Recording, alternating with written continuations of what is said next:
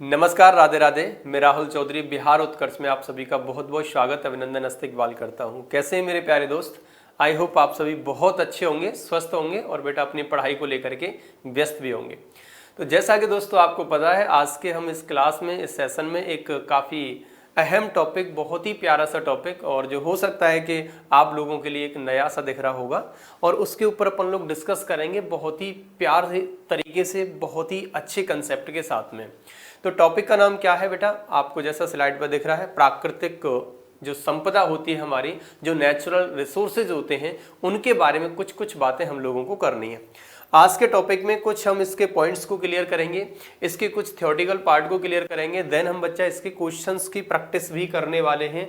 तो बिल्कुल भी आपको वीडियो को स्किप नहीं करना है, बिल्कुल भी आपको ऐसा फील नहीं करना है कि बस 10 मिनट देखेंगे उसके बाद छोड़ देंगे। आप वीडियो के लास्ट तक बने रहें।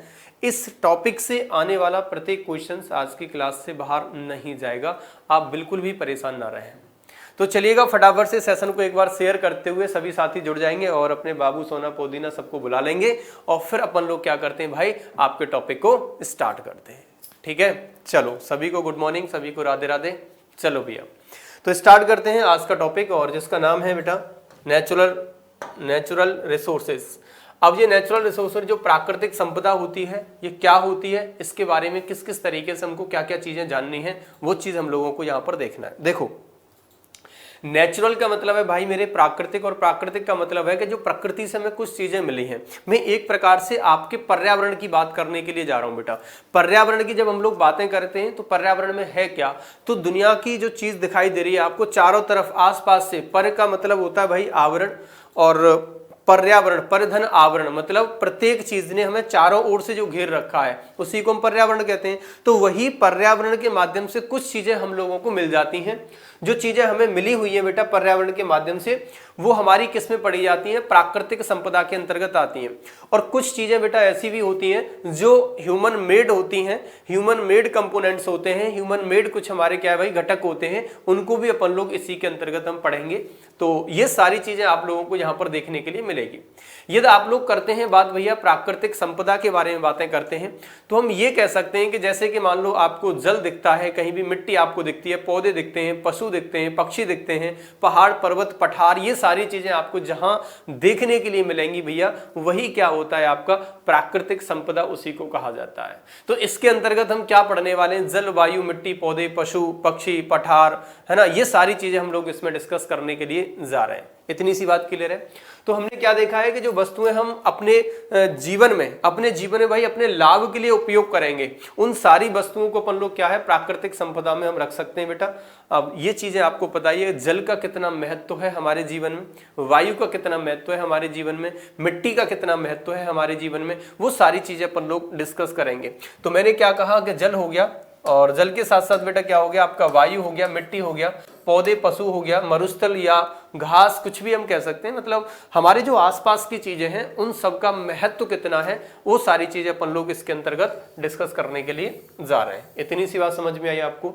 तो चलेंगे, अगर हम बात करते हैं बेटा किसकी, जीव मंडल की। एक चीज से समझिएगा, इस वाले पॉइंट को मैं आपको एक तरीके से समझा दूं। जो जीव मंडल होता है वो क्या होता है, जीव मंडल के अंतर्गत क्या क्या चीजें आती हैं? जो हमारा वायुमंडल होगा, जो हमारा स्थल मंडल होगा, और जो हमारा बच्चा क्या होगा, एक प्रकार से हम कह सकते हैं जलमंडल। तो जब स्थल मंडल, जल मंडल और वायुमंडल तीनों को मिला लो, और इन तीनों को मिलाकर के जो एरिया बनता है उसे हम कहते हैं बच्चा जीव मंडल। आप इसको इस प्रकार से समझ सकते हैं, आप इसको इस प्रकार से थोड़ा सा समझेंगे, जैसे मान के चलो हम लोग एक एरिया बनाते हैं ये वाला, और एक एरिया बनाते हैं हम लोग ये वाला, ठीक। और इसके अलग अगर हम बात करें बेटा, तो एक और एरिया हम यहां पर बना लेते हैं, वो है ये वाला। अब ये थोड़ा दिक्कत करेगा, इसको मुझे हटाना पड़ेगा। नॉर्मल देखते हैं बेटा, जैसे एक है हमारे पास में ये, ठीक, एक है हमारे पास में ये, ठीक, और एक है बेटा हमारे पास में ये तीन चीजें हमें देखने के लिए मिल गई। इस बात का मतलब ये है कि जहां पर मैंने आपको ये तीन चीजें दिखाई, अब मान लो कि हम इसको कह देते हैं क्या, वायुमंडल, ये हमारा वायुमंडल है, ठीक, ये हमारा जलमंडल है, जलमंडल है,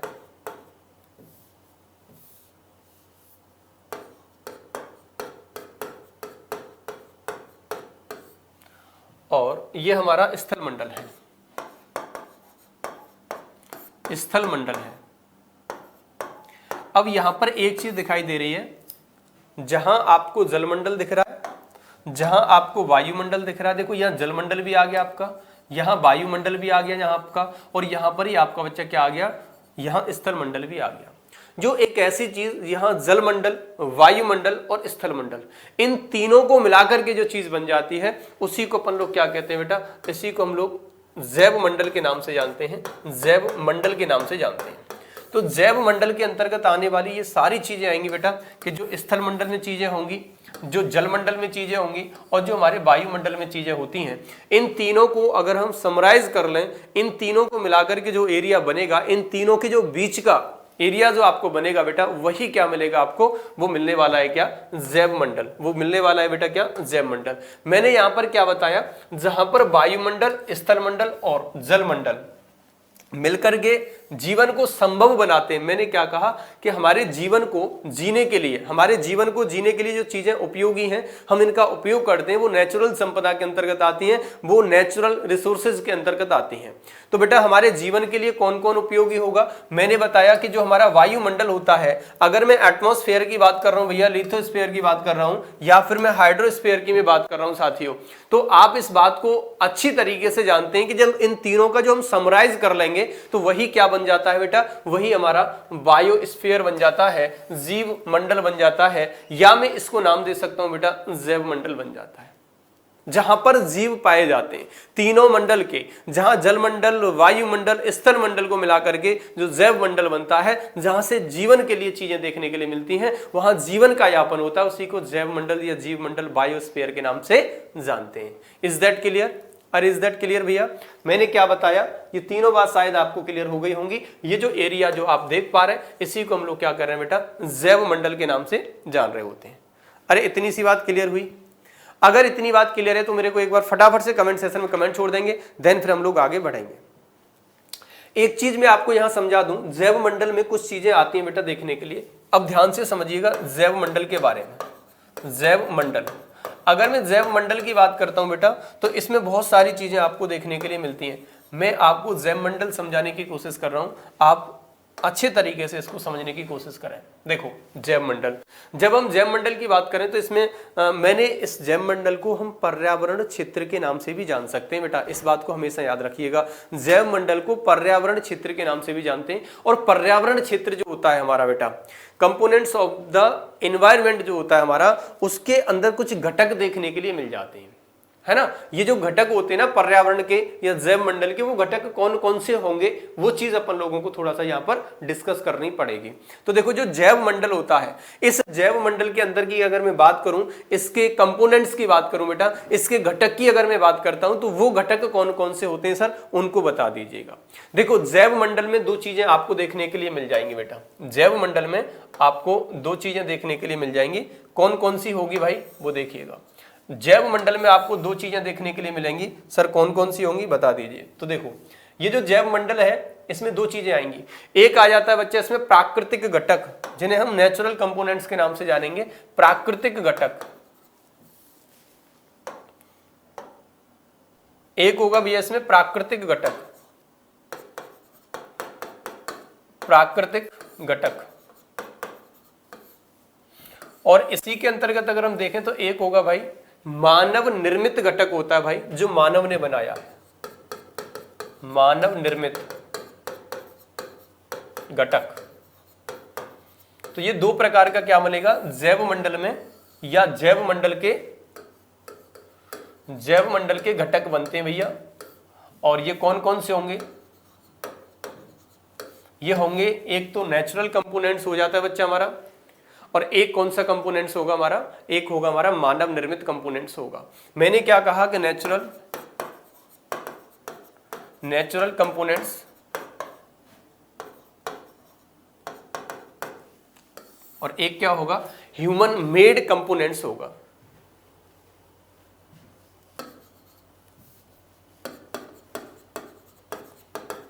ह्यूमन मेड कंपोनेंट्स।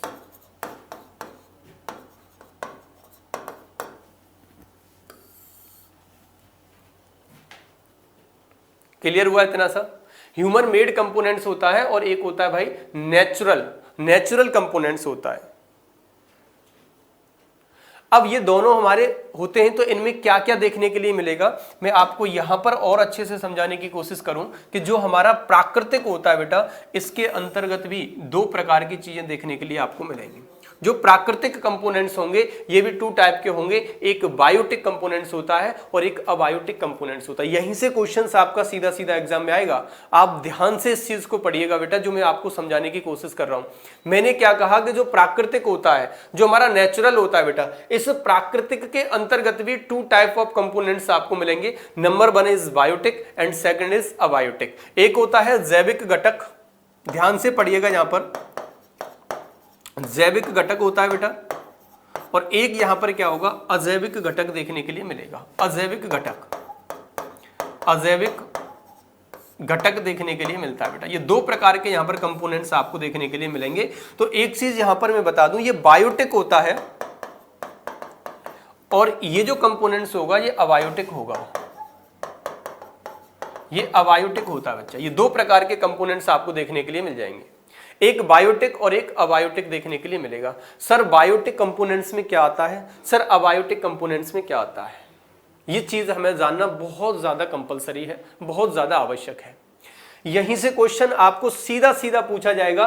जैसे ऑप्शन दे देगा, आपको क्वेश्चन दे देगा कि निम्न में से कौन सा नेचुरल कंपोनेंट्स में आएगा, या फिर आपको क्वेश्चन दे देगा निम्न में से कौन सा बायोटिक कंपोनेंट्स होता है, और आपसे ऑप्शन दे रहा है कि मैदान हो गया, वायुमंडल हो गया, जलमंडल हो गया, या फिर शैवाल हो गया। आपसे पूछा गया है कि बायोटिक कंपोनेंट्स क्या है, तो देन आपका जो आंसर होगा वो क्या होगा बेटा, तो वो आंसर हो जाएगा हमारा शैवाल। शैवाल में क्या है भाई, बायोटिक। और बायोटिक बोले तो बच्चा वायोटिक, वायोटिक का मतलब क्या होता है भाई, जैविक, और जैविक का मतलब क्या होता है, जिनके अंदर जीवन होगा। जहां पर जीवन देखने के लिए मिलेगा वो जैविक घटक कहलाएंगे, और जहां जीवन नहीं होगा वो अजैविक घटक कहलाएंगे। दैट्स मीन क्या हुआ बेटा, कि जो हम यहां पर जैविक में पढ़ते हैं ना, वो सारे के सारे हम क्या पढ़ेंगे बेटा, सजीवों के बारे में अध्ययन करेंगे। किसके बारे में अध्ययन करेंगे बेटा, यहां सजीव देखने के लिए आपको मिलेगा, सजीवों के बारे में अध्ययन यहां होगा। लेकिन मैं यहां बात करता हूं तो भैया निर्जीव, यहां पर क्या होगा, यहां पर बेटा निर्जीव चीजें आपको देखने के लिए मिल जाती हैं।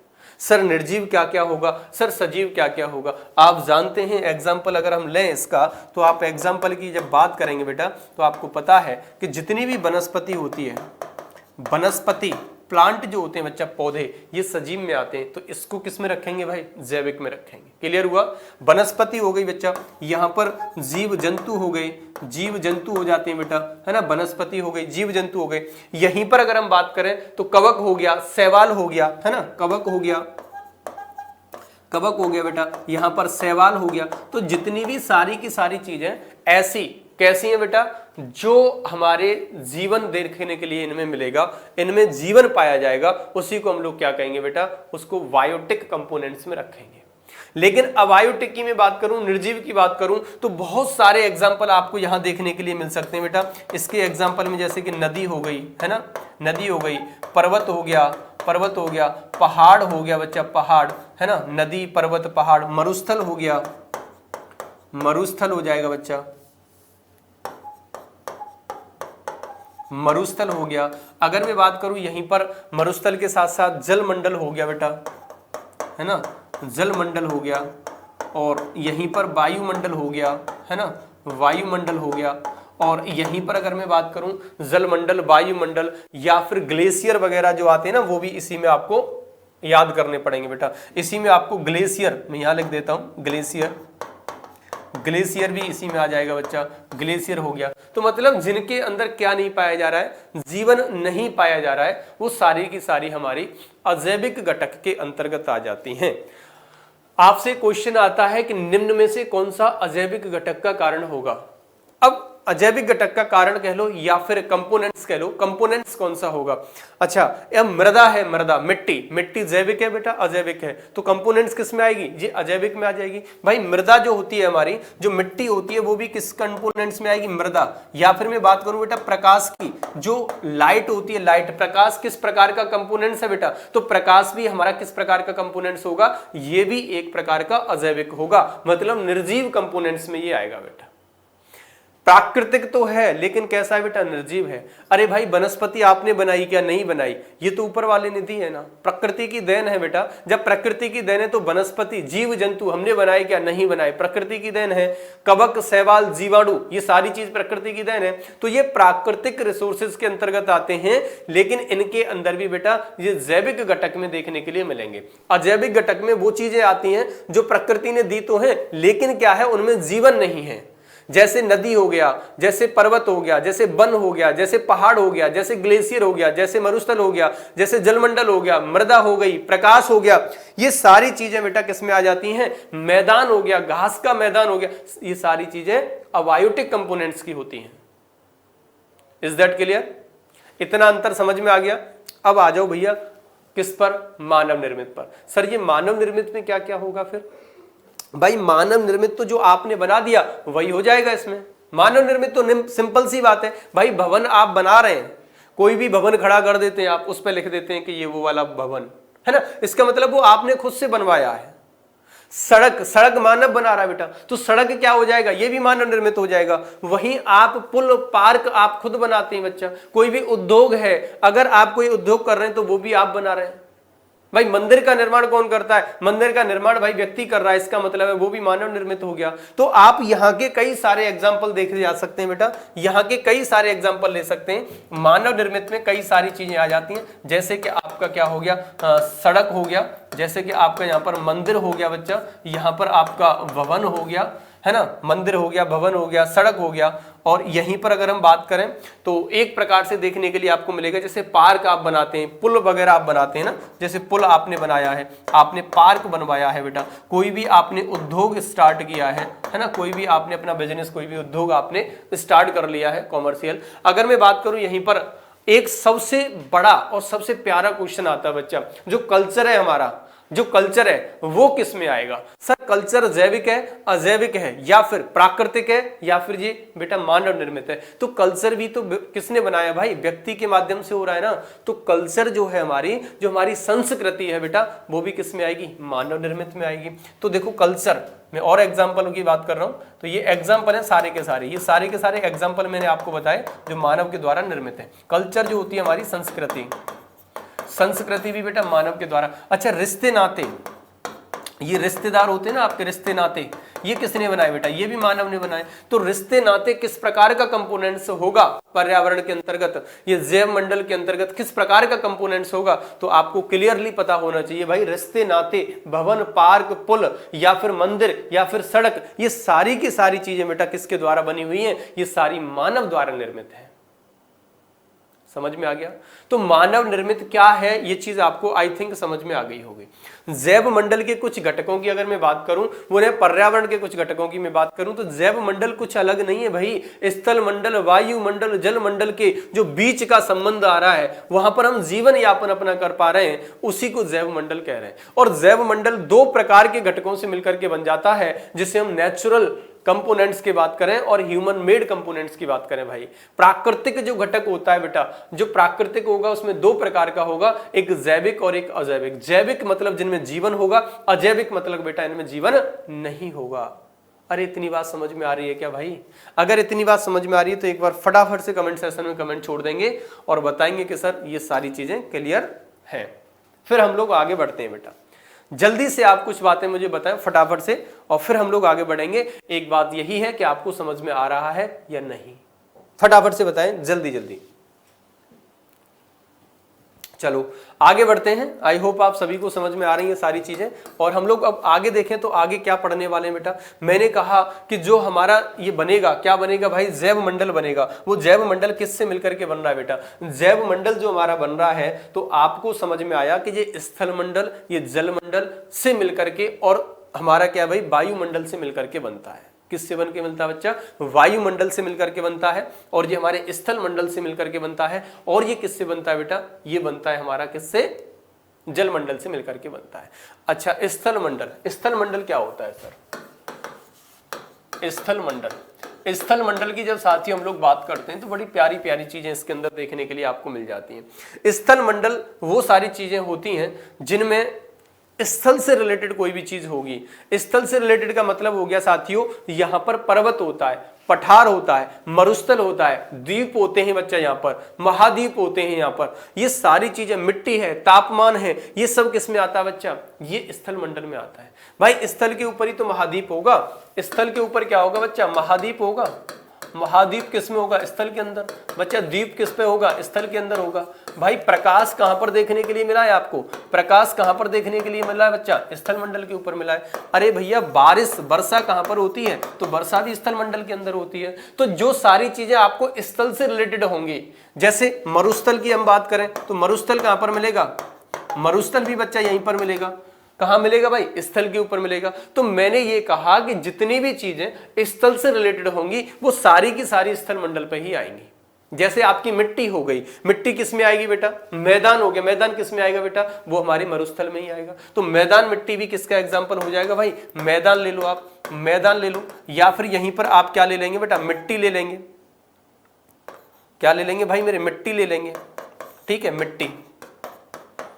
तो इन सारी चीजों से मिलकर के हमारा स्थल मंडल बना होता है। स्थल मंडल किससे मिलकर के बना है बेटा? महाद्वीप, द्वीप, प्रकाश, वर्षा, मरुस्थल, मैदान, मिट्टी। लेकिन अगर आपसे क्वेश्चन आता है सर जल मंडल किससे मिलकर के बनता है, तो जल मंडल के अंदर आने वाली कुछ चीजें, जल मंडल की अगर मैं बात करूं भाई, इजी सी चीजें हैं, बहुत सारी चीजें हैं जल मंडल से रिलेटेड भी।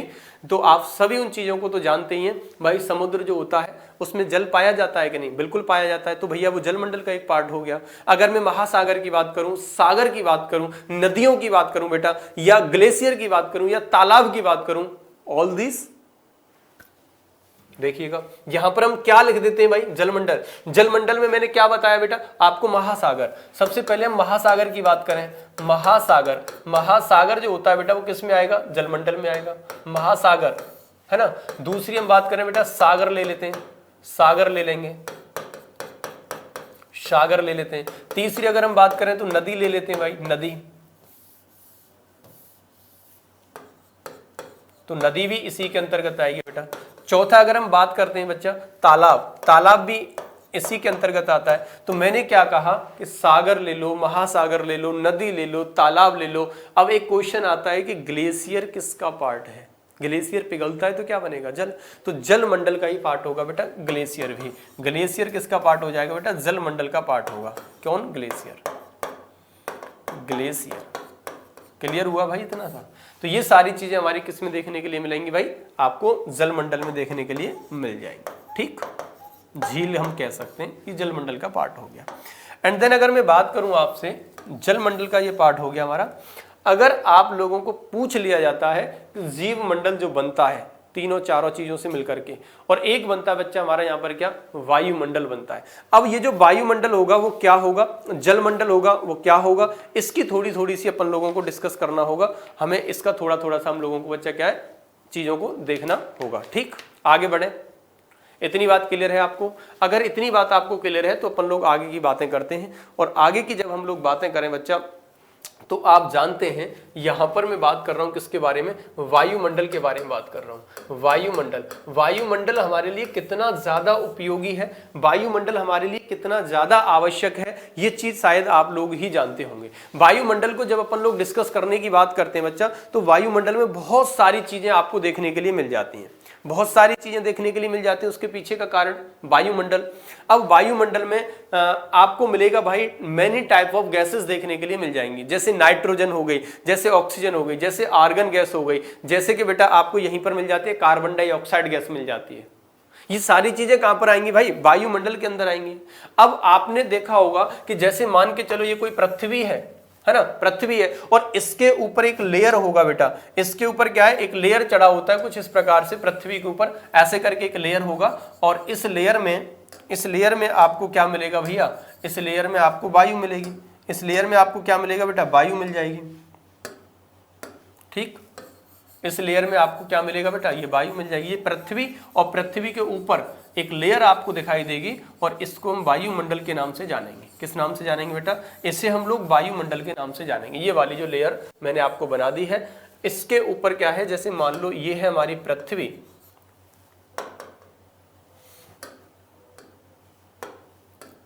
ये है भैया हमारी पृथ्वी, और पृथ्वी के ऊपर ये जो लेयर आप देख पा रहे हैं, ये लेयर है बेटा क्या, इसको हम वायुमंडल कह सकते हैं। इसको हम कह सकते हैं बच्चा वायुमंडल। और ये जो वायुमंडल होता है ना, इसी वायुमंडल में क्या होगा भाई, गुरुत्वाकर्षण, गुरुत्वाकर्षण, इसमें क्या मिलेगा आपको, गुरुत्वाकर्षण मिलेगा। अगर गुरुत्वाकर्षण जो बल है वो कहां है भाई, पृथ्वी के ऊपर जो वायुमंडल है ना, उसमें गुरुत्वाकर्षण बल देखने के लिए आपको मिल जाता है।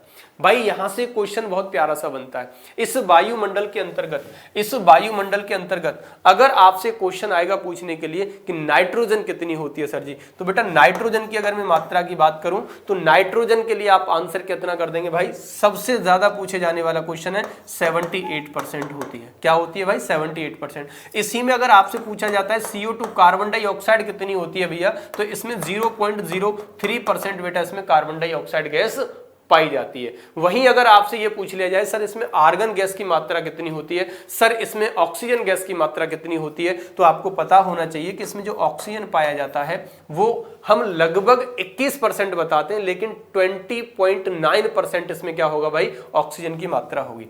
20.9% इसमें बेटा ऑक्सीजन की मात्रा होगी, लगभग 21% हम लोग कह सकते हैं इस बात को। ठीक है, आर्गन गैस की अगर मैं बात करता हूं, अगर मैं आर्गन की बात करूं बेटा, तो देखो यहां लिख देता हूं मैं, आर्गन गैस की अगर हम बात करें भाई 0.9% इसमें क्या होती है भाई, आर्गन गैस पाई जाती है। कितना भाई, 0.9% आर्गन गैस की मात्रा यहां पर देखने के लिए आपको मिल जाती है। ये गैसेस से सीधा क्वेश्चन आता है कि वायुमंडल में सर्वाधिक मात्रा में पाई जाने वाली गैसेस कौन सी होगी, तो आपको आंसर करना होगा नाइट्रोजन। एक बात और यहां याद रखेंगे, हमेशा जब आपसे क्वेश्चन बनेगा बेटा, तो क्वेश्चन सिंपल इतना बनेगा कि नाइट्रोजन गैस को छोड़ करके वायुमंडल में सर्वाधिक मात्रा में पाई जाने वाली गैस कौन सी है बेटा, नाइट्रोजन को छोड़ दो भाई। नाइट्रोजन को छोड़ देंगे तो बेटा अपना ऑक्सीजन ही तो मिलेगा। क्या मिलेगा भैया, ऑक्सीजन ही तो मिलेगा। तो ऑक्सीजन सर्वाधिक मात्रा में पाई जाने वाली गैसेस हो जाती है जब नाइट्रोजन ऑप्शन में नहीं होगा।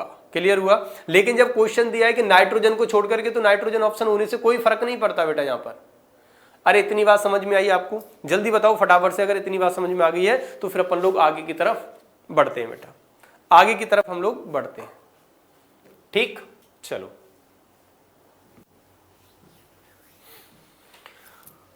आगे देखेंगे बेटा। आगे कुछ बातें हम कर रहे थे, हम बातें नेचुरल रिसोर्सेज की बातें कर रहे थे। ये सारी चीजें हमारी नेचुरल में आ जाती हैं। ये सारी चीजें हमें क्या है, जीवन जीने के लिए हमारे लिए आवश्यक होती हैं, बहुत ज्यादा उपयोगी चीजें जो होती हैं बेटा, तो इनकी बातें हम लोग डिस्कस कर रहे हैं। ठीक, चलो आगे समझें, आगे पढ़ें इस चीज को बेटा, जल्दी से बताएंगे, आगे पढ़ें। तो देखो एक चीज मैं बता दूं आपको, कुछ हमारे पास में पॉइंट्स हैं, कुछ हमारे पास में पॉइंट्स हैं जो भाई नेचुरल रिसोर्स से संबंधित होंगे, इन पर हमें विशेष ध्यान देना होगा। जलवायु संवर्धन की जब हम लोग बातें करते हैं बेटा, तो जलवायु संवर्धन जो हमें करना पड़ेगा बेटा, जलवायु का मतलब ये होता है कि एक प्रकार से हमको क्या करना है बेटा, जल है, हवा है, बिजली है, ऐसी कुछ चीजें जो होती हैं इनको हम लोगों को क्या है, बचाना है। इनको हम लोगों को क्या है भाई, बचाना है, और उनका उपयोग हमें उसी प्रकार का, ऐसा नहीं है कि आप सो रहे हैं और आपको तो भैया लाइट फ्री मिली हुई है, मकान मालिक ने तो कुछ कहा ही नहीं भाई फ्री लाइट है, तो आप अपनी लाइट जल ही छोड़ जाते हैं, है ना। पंखा चल रहा है तो आपका पंखा चल ही रहा है, भाई ऐसा नहीं करना, ऐसा नहीं करना भैया। इनको सेव करके रखना है, इनको बचाना है, जिससे हमारी अगली आने वाली पीढ़ी भी इसका उपयोग कर सके। अगर इनकी बेटा कमी आती चलेगी ना, तो धीरे धीरे धीरे धीरे आगे के लिए ये रिसोर्सेज अगर कम हो गए तो कहीं ना कहीं जीवन जीने में समस्याएं क्रिएट कर देगा। इसलिए आपको बिजली को, आपको पानी को, और आपको ऐसी नेसेसरी चीजें हैं जो आपके जीवन के लिए उपयोगी है, उनको आपको बहुत ही तरीके से यूज करना है, वेस्ट नहीं करना उन चीजों को। तो जलवायु संवर्धन का मतलब सिंपल सा इतना आपको याद रखना है बेटा कि आपको करना क्या है, जल हो गया, हवा हो गई, बिजली हो गई, ऐसी सारी चीजों को आपको उपयोग तो करना है, लेकिन इनका संरक्षण भी बहुत ज्यादा जरूरी है। संरक्षण महत्वपूर्ण इसका होगा भाई, जिससे क्या होगा, जिससे आपकी आने वाली पीढ़ी भी इसका प्रयोग कर सके, इसका उपयोग कर सके, तो उसके लिए भी ये बेनिफिशियल हो जाए। आपकी अगर जनरेशन आगे आने वाली के लिए ये चीजें रिसोर्सेज कम हो जाएंगे तो कैसे जीवन चलेगा उनका। तो हमें ये चीजें बहुत ज्यादा सेव कर लेनी चाहिए। वहीं अगर मैं बात करूं बेटा तो आप जानते हैं इस चीज को कि वनस्पति वन्य जीव संरक्षण जो होता है, वनस्पति का संरक्षण क्यों कर लेना चाहिए भाई। एक बात बताओ, जब आपको वनस्पति ही नहीं आप संरक्षण कर पाएंगे तो ये पूरा का पूरा जो फूड चेन है ना वो चल नहीं सकता बेटा। क्योंकि वनस्पति एक वो चीज है, प्लांट ही एक वो चीज है जो हमारे लिए ऊर्जा दे रही है। अगर आप उस प्लांट को ही खत्म कर दो, आप पेड़ पौधों को ही काट दो, वनस्पति को ही काट दो, तो कैसे पॉसिबल है कि आप लोग जिंदा रह सकते हैं। क्या आप नहीं जानते इस बात को? क्या आप नहीं जानते बेटा इस बात को? जैसे मान के चलो कि ये हमारे पास में कोई एक प्लांट है, ये कोई हमारे पास में एक पौधा है। जब मैं इस प्लांट की बात करता हूं, इस पौधे की बात करता हूं बेटा, तो ये बड़ा प्यारा सुंदर सा पौधा है, लेकिन इस पे क्या हो गया, हवा की वजह से तिरछा हो गया। कोई बात नहीं, इसे सीधा करते हैं, है ना। देखो ये जो प्लांट है बेटा, इस प्लांट की जब हम लोग बात करें, जब हम इस प्लांट की बात करेंगे तो बड़ा उपयोगी पौधा है। ये किसका पौधा है, देखो जरा फील करो किसका है। ये है बेटा आम का पौधा, है ना। ऐसे ही तो होता है गोल गोल, तो ये आम का पौधा है। आम के प्लांट के अंदर मैंने ये क्या लगा दी भैया, ये जड़ें लगा दी, रूट्स हो गई इसकी, है ना। और ये वाला पार्ट तना हो गया। ठीक, चलो कोई बात नहीं सर, ये तो हमें भी पता था। चलो अच्छी बात है, आपको पता थी। एक चीज मैं आपको यहाँ समझाने की कोशिश कर रहा हूं। लेकिन ये आम का पौधा तो आपने देख लिया, लेकिन यहाँ देखो बेटा, यहाँ पर क्या है, ये सूर्य आपको दिखाई दे रहा होगा। क्या दिखाई दे रहा है, यहाँ पर सूर्य। गलत हो गया भाई। अब देखो यहाँ पर क्या दिखाई दे रहा है बेटा, यहाँ पर सूर्य दिखाई दे रहा है। अब ये सूर्य दिखाई दे रही है, सन है, सूर्य। सूर्य क्या करता है बेटा, प्रकाश देता है। ये प्रदीप्त वस्तु होती है। प्रदीप्त वस्तु का मतलब होता है भाई ल्यूमिनियस ऑब्जेक्ट होता है, और ल्यूमिनियस ऑब्जेक्ट का मतलब होता है भैया जिसमें अपना स्वयं का प्रकाश होता है। ये सूर्य ही एक ऐसी चीज है जो क्या करता है भाई, भोजन बनाने में सबसे पहले उपयोग में आता है।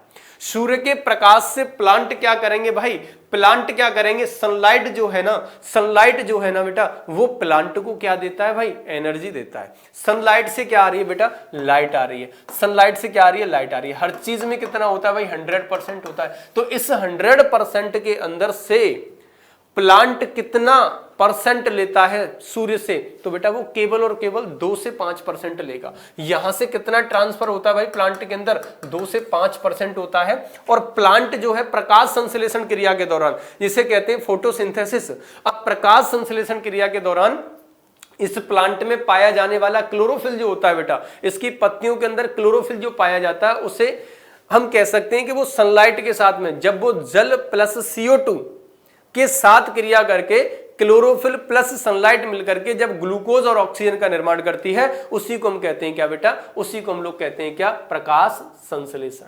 तो प्रकाश संश्लेषण समझ में आया। प्रकाश संश्लेषण का मतलब क्या है, H2O प्लस CO2 मतलब कार्बन डाइऑक्साइड। जब H2O प्लस CO2 प्रकाश की उपस्थिति में क्लोरोफिल के साथ क्रिया करने लगता है तो ग्लूकोज और ऑक्सीजन का निर्माण कर देता है बेटा, ग्लूकोज और ऑक्सीजन का निर्माण कर देता है। और वही ग्लूकोज से क्या है, एनर्जी बन जाती है। वही ऑक्सीजन क्या है बच्चा, ये जब छोड़ता है तो अपन लोग ले लेते हैं। तो इसको हम लोग एक तरीके से क्या कहेंगे भाई, प्रोड्यूसर कह सकते हैं। तो जो प्लांट होता है ना बच्चा, ये क्या होता है, ये उत्पादक होता है। उत्पादक होता है बेटा, उत्पादक होगा।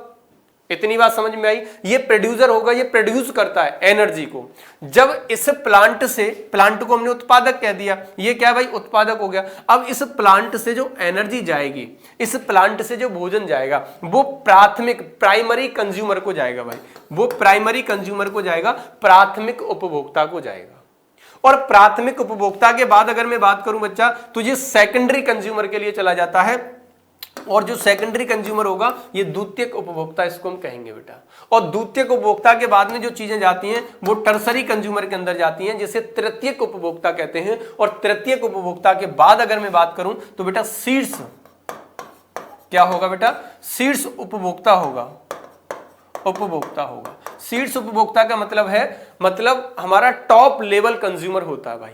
इसको हम लोग क्या कह सकते हैं, प्राइमरी कंज्यूमर, प्राथमिक उपभोक्ता, प्राथमिक उपभोक्ता कहेंगे बेटा। इसको क्या कहेंगे, द्वितीयक उपभोक्ता, द्वितीयक उपभोक्ता। इसको हम लोग क्या कहेंगे भाई, तृतीयक उपभोक्ता, तृतीयक उपभोक्ता। और ये टॉप लेवल कंज्यूमर हमारा होता है।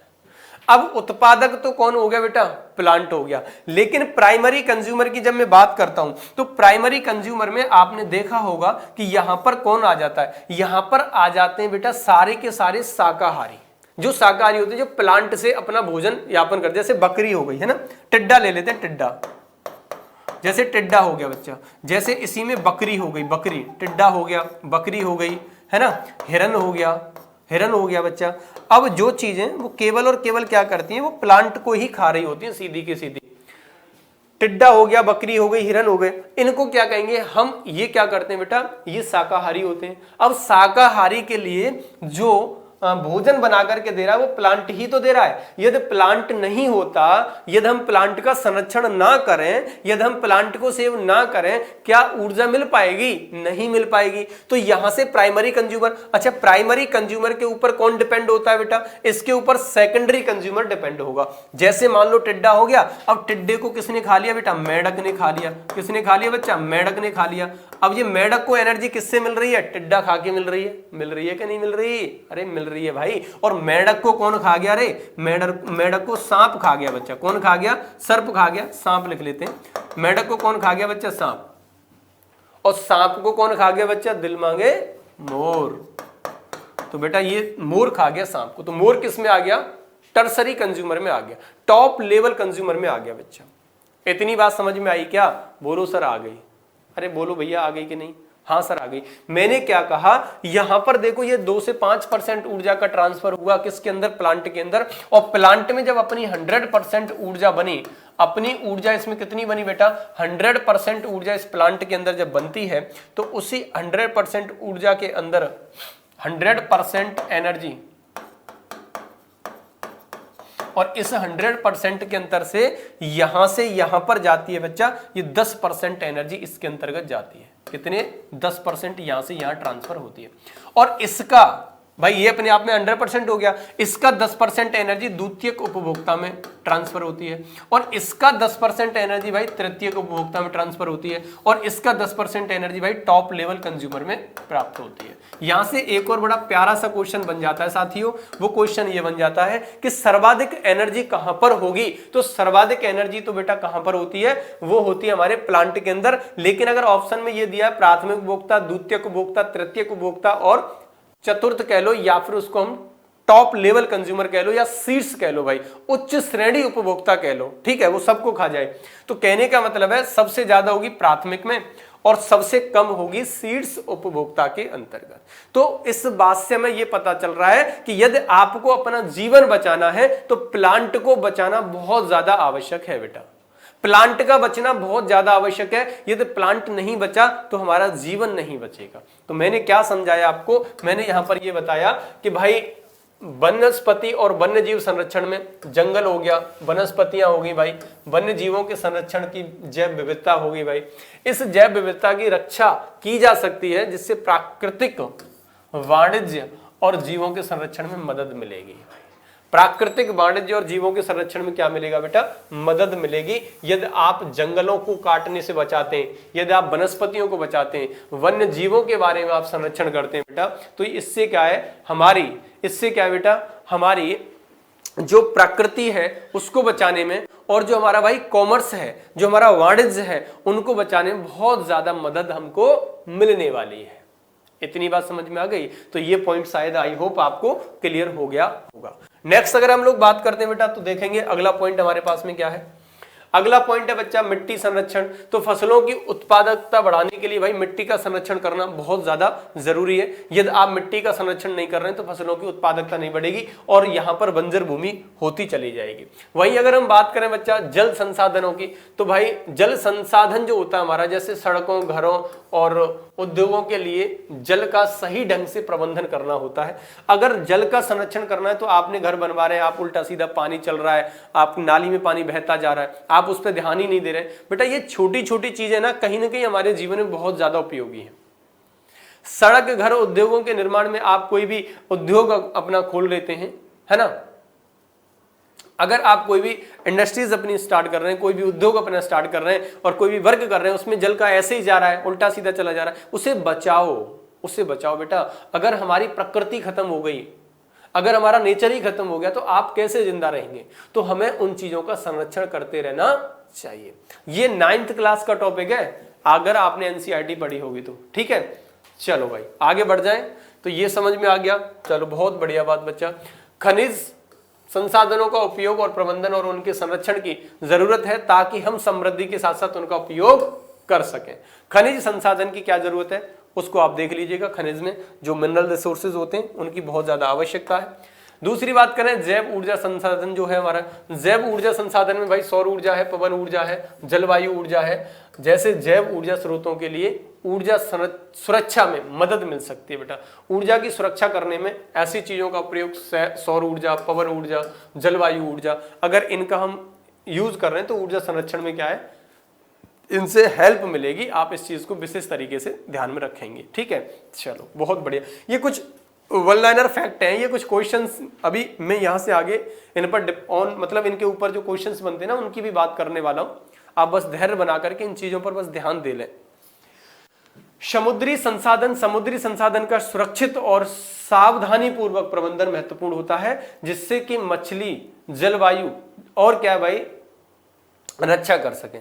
आप समुद्री संसाधन है, कोई भी आप समुद्र के अंदर, अब मान लो कि आपने क्या है अल्ट्रावेव रे छोड़ दी है आपने, है ना, पराबैंगनी किरणें आपने छोड़ी, तो उनका बड़े तहज़्ज़ुब और हम एक तरीके से कह सकते हैं कि भाई सावधानी पूर्वक प्रयोग करना चाहिए हमको। ऐसा नहीं है कि कुछ भी उसके अंदर हम डाले दे रहे हैं। आप कहीं भी समुद्र में मछलियां उनके पास सफेदी थोड़ी सी अगर आप उसमें डाल के आ जाएं तो क्या हो जाएगा बच्चा, वो मछलियां मर जाती हैं। तो कहने का मतलब है कि समुद्री संसाधन जो आपके होते हैं, है ना, जो ऐसे रिसोर्सेज होते हैं जो पानी के अंदर, जो समुद्र के अंदर आपको करने होते हैं, उनसे कुछ चीजों का पता लगाना। आप समुद्र की गहराई का पता लगा रहे हैं और वहां पर क्या है, आप वहां पर समुद्र की गहराई का पता लगाने के लिए आप भाई फेदोमीटर का प्रयोग कर रहे हैं। तो कहने का मतलब यही हुआ कि जब आप सोनार का प्रयोग कर रहे हैं, किसी अन्य इंस्ट्रूमेंट का यूज कर रहे हैं समुद्र के अंदर, तो बड़ी सावधानी पूर्वक करें, जिससे क्या है कि उसमें छोटे छोटे जो जीव जंतु हैं वो कहीं ना कहीं हमारे लिए क्या है भाई बहुत ज्यादा उपयोगी हैं, तो वो क्या है वो खत्म ना हो जाए।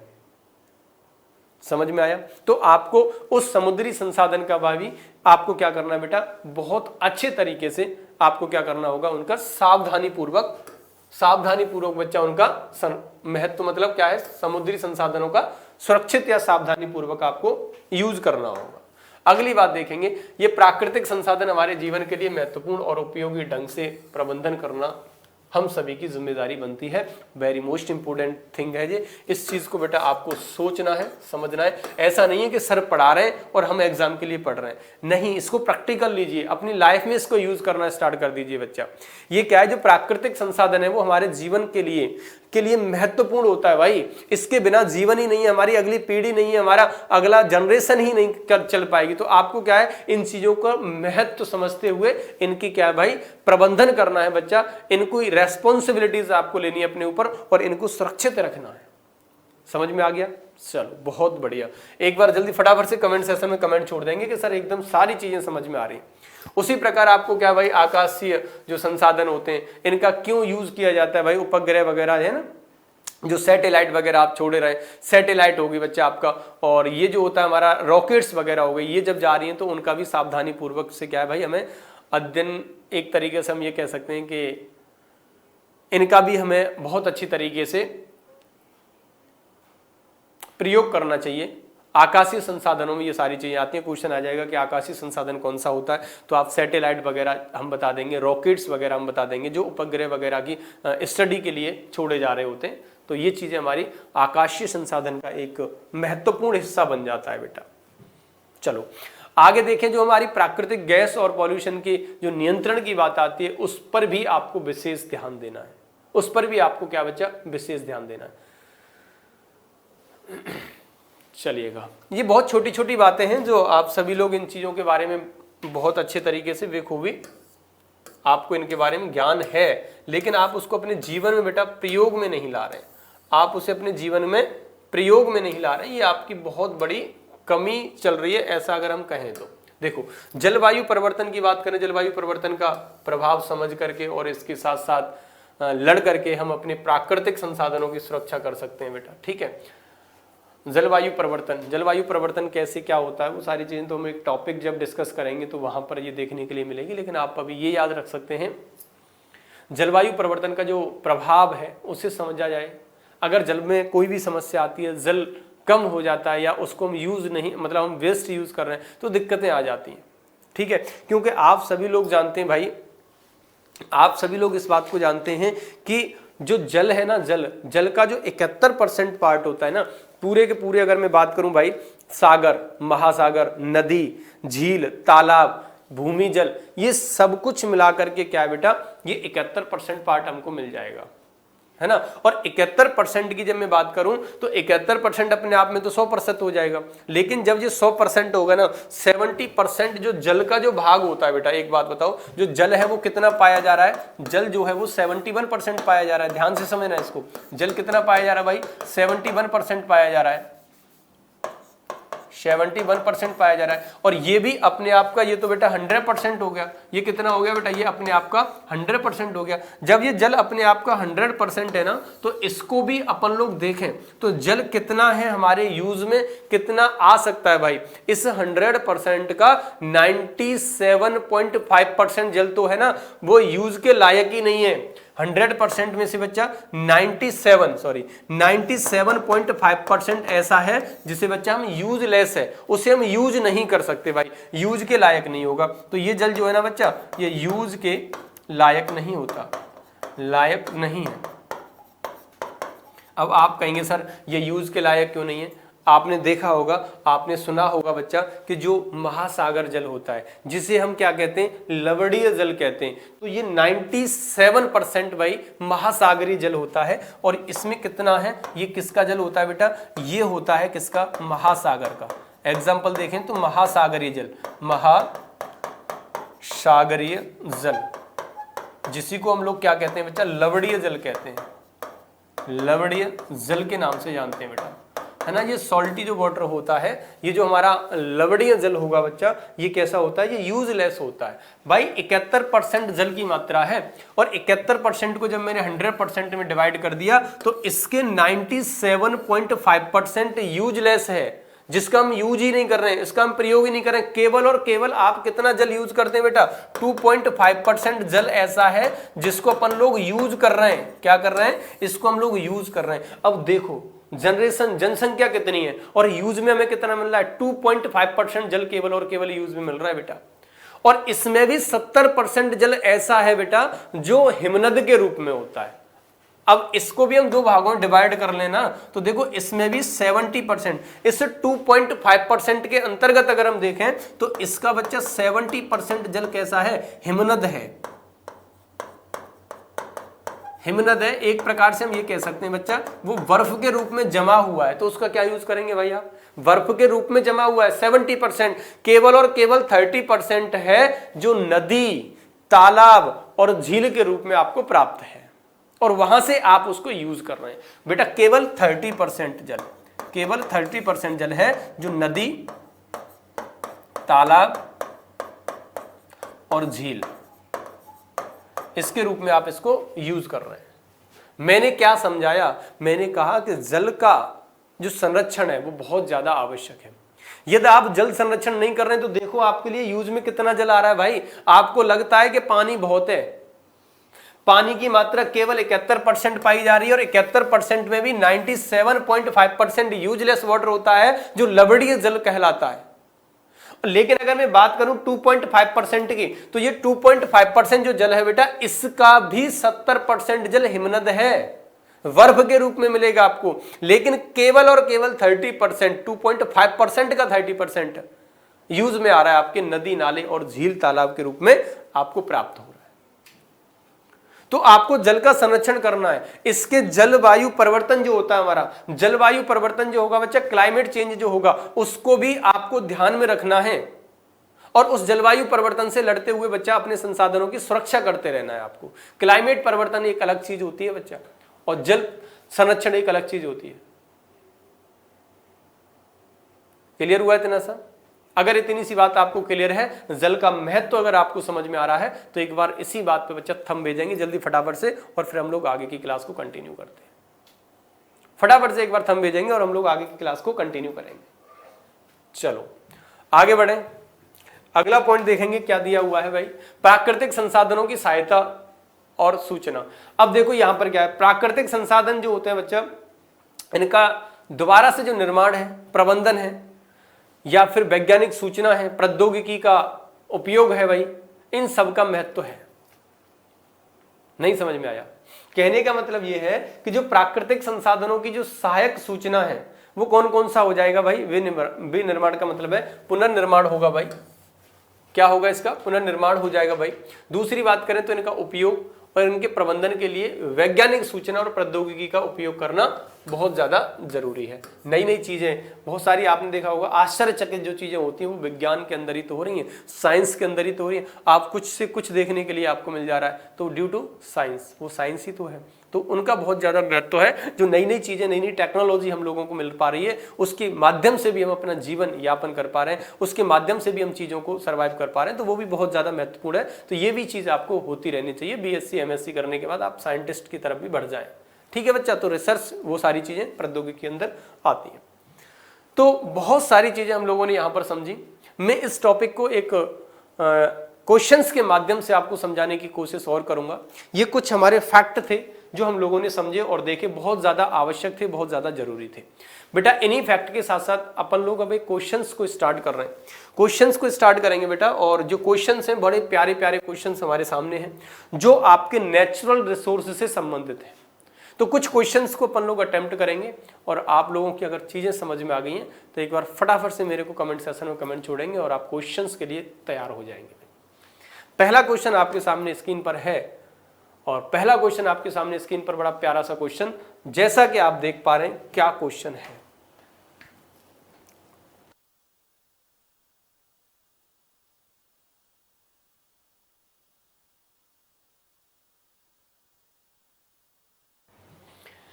तो बेटा इसका क्या क्वेश्चन है, इसका आंसर आप सभी लोगों को करना है। What is natural resource?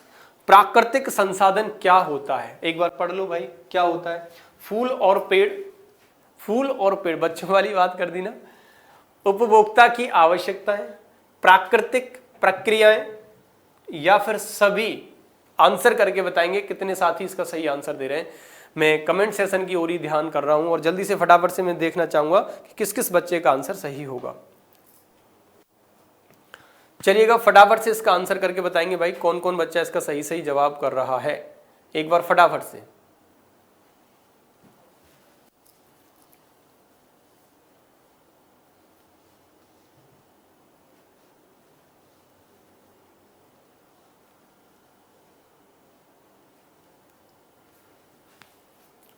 तो सभी बच्चे लगातार आंसर कर रहे हैं, और लेकिन जो भी बच्चे नहीं कर पा रहे हैं वो एक बार फटाफट से आंसर करें।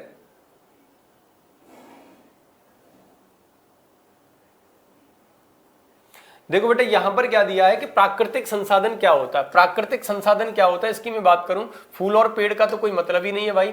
उपभोक्ता की आवश्यकता है भाई, उपभोक्ता की आवश्यकता से क्या मतलब है? मैंने तो सब कुछ मिला करके बताया था ना। प्राकृतिक प्रक्रियाएं, वो नेचुरल जो प्रोसीजर होता है ना बेटा, ये क्या करता है? जो नेचुरल प्रोसीजर होता है ना, ये क्या है? एक प्रकार से मैं ये कह सकता हूं बच्चा, जो नेचुरल प्रोसीजर है, प्राकृतिक प्रक्रियाओं के माध्यम से क्या होता है? जो मानव है ना, मानव को उपयोग में आने वाले संसाधनों, मानव को जो उपयोग में लाने वाले, जो मानव उपयोग में लाता है ना बेटा, मानव उपयोग में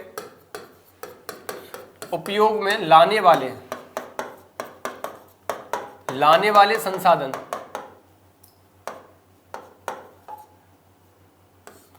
मानव उपयोग में लाने वाले संसाधनों के लिए ये क्या कर देता है बच्चा? के लिए ये क्या सूचित करता है? क्या करेगा भाई? सूचित करेगा। और जब ये सूचित करेगा तो इसमें कौन कौन से आ जाएंगे? जैसे कि आपको जल है, जैसे कि आपका खनिज है, जैसे कि आपका वायुमंडल है ना। जल हो गया बच्चा, यहीं पर आपका खनिज हो गया, यहीं पर आपका वायुमंडल हो गया। तो कहने का मतलब क्या हुआ भाई? इन सारी चीजों के लिए जो हमें सूचित करेगा वो कौन करेगा? प्राकृतिक। कौन करेगा बेटा? प्राकृतिक प्रक्रिया ही करेगी। प्राकृतिक प्रक्रिया ही बेटा इसमें करेगी। तो आपका सही जवाब क्या होगा बेटा? ऑप्शन नंबर सी।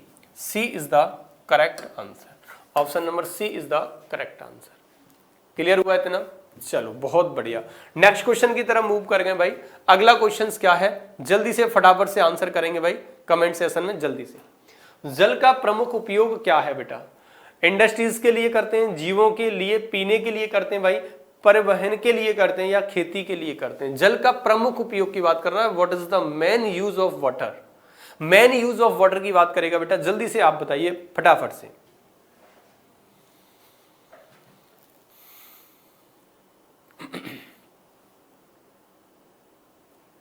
भाई मेन यूज क्या है जल का? मैंने आपको अभी एक बहुत प्यारा सा कंसेप्ट समझाया था। मैंने क्या बताया था आपको? मैंने ये बताया था कि जो H2O प्लस CO2 मिलकर के क्या बनाता है बच्चा? ये प्रकाश, लाइट प्लस क्लोरोफिल, ये लाइट प्लस क्लोरोफिल के साथ मिल जाता है तो ये क्या बना देता है भाई? ये क्या बनाता है बच्चा? ये बनाता है ग्लूकोज, ग्लूकोज प्लस क्या बनाता है भाई? ऑक्सीजन बनाता है। ये क्या बन रहा था? ये प्रकाश संश्लेषण की क्रिया ही तो हो रही थी। और प्रकाश संश्लेषण क्रिया के दौरान प्लांट, जो वनस्पति है बेटा, उसने क्या किया है? जल का प्रमुख उपयोग, इसको एक बार थोड़ी देर के लिए रोकेंगे। प्रमुख उपयोग की बात कर रहा है बेटा, इसके प्रमुख उपयोग की बात कर रहा है तो क्या होगा? इंडस्ट्रीज के रूप में तो नहीं होगा, जीवों के लिए, पीने के लिए होगा, या परिवहन के लिए होगा, या खेती के लिए होगा। अब इसमें जो आंसर सही हो जाएगा बच्चा, वो हो जाएगा जीवों के पीने के योग्य होगा, क्योंकि ये ऑप्शन मैं थोड़ा सा दूसरा समझ रहा। बाकी जीवों के पीने के लिए इसका प्रयोग करेंगे भाई, इतनी सी बात आपको समझ में आएगी। भाई पीने के लिए होगा, जीव जंतु इसको पिएंगे, उसके बाद इसका क्या है भाई? इससे होने वाली क्रियाएं बाद में होंगी। तो इसका आंसर तो ये हो गया। नेक्स्ट अगर हम देखें बेटा अगला क्वेश्चन, वनस्पति का मुख्य कार्य है। वनस्पति का मुख्य कार्य क्या है बच्चा? इसको देखो, खनन के लिए उपयोग करना, ऑक्सीजन उत्पादन करना, जल पर्यावरण को सुधारना, या गर्मी की सुरक्षा करना। ये वनस्पति की बात कर रहा है भाई, वनस्पति की बात कर रहा है बेटा। क्या आंसर सही होगा? जल्दी बताओ। वनस्पति का मुख्य कार्य, मेन फंक्शन ऑफ प्लांट बेटा।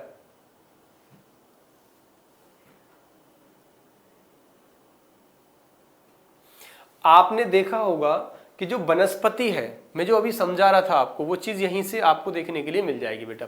जो वनस्पति है वो क्या करती है? वनस्पति, मैंने अभी अभी समझाया ना कि वनस्पति क्या करेगी। मैंने कहा था कि जो H2O होता है, जो हमारा जल होता है भाई, प्रकाश संश्लेषण में जल प्लस CO2 के साथ क्रिया करने के बाद प्रकाश जो है CO2 के साथ जब क्रिया करेगा, कौन? सनलाइट, सनलाइट और क्लोरोफिल, सनलाइट और क्लोरोफिल। तो क्या बनता है बेटा? यहां पर आपको ग्लूकोज मिलेगा। क्या बनेगा? ग्लूकोज प्लस क्या बनेगा भाई? यहां पर ऑक्सीजन बनेगा। क्या बनेगा बेटा? ऑक्सीजन बनेगा। तो आपको ये पता चला कि जो वनस्पति है, ये क्रिया कहां पर हो रही है? ये प्रकाश संश्लेषण की क्रिया है। जो हमारा प्रोड्यूसर होता है, उत्पादक होता है, जिसमें क्या है, सबसे पहले उत्पादक का ही काम होगा। तो इसने क्या किया बेटा? इस वनस्पति ने, इस प्लांट ने क्या है, ये प्रकाश संश्लेषण की क्रिया की। और जब इसको प्रकाश संश्लेषण की क्रिया जब कर लेता है वो, तो इसमें क्या बना रहा है? देखो, ऑक्सीजन का निर्माण हो रहा है कि नहीं हो रहा? और ऑक्सीजन क्या है भाई? ऑक्सीजन के अंदर नमी है। इसका मतलब है वो जल के पर्यावरण को, जल पर्यावरण को सुधारने में भाई सहायक होती है। तो यहां पर सही जवाब क्या होगा बेटा? यहां पर सही जवाब क्या होगा? ऑक्सीजन उत्पादन करना। वनस्पति का मुख्य कार्य क्या है? मेन फंक्शन जो है बच्चा उसका, वो होगा क्या करना बेटा? जो हमारा है प्रोड्यूसिंग ऑफ ऑक्सीजन, मतलब ऑक्सीजन को निकालना, प्रोड्यूस करना, ऑक्सीजन को देना। ये वनस्पति का प्रमुख कार्य आपको ध्यान रखना है। अगले क्वेश्चन की तरफ मूव करें बेटा। अगला क्वेश्चन देखिएगा। ये सारे के सारे वो क्वेश्चन है बच्चा जो अक्सर करके आपको एग्जाम में देखने के लिए मिलेंगे। बहुत ही एक तरीके से इनकी जो लैंग्वेज है ना, काफी बेहद अच्छी और बेहद मोस्ट इंपोर्टेंट क्वेश्चंस आप इनको कहेंगे। ये वाले क्वेश्चंस अगर आप लगा पा रहे हैं, इसका मतलब है कि आपको नेचुरल रिसोर्स वाले क्वेश्चन से, चैप्टर से कोई क्वेश्चन आप नहीं छोड़ेंगे। खनिज संसाधन का उपयोग किसके लिए होता है? जल्दी से बताएं बच्चा, खनिज संसाधन का उपयोग किसके लिए होता है? आंसर बताएंगे फटाफट से।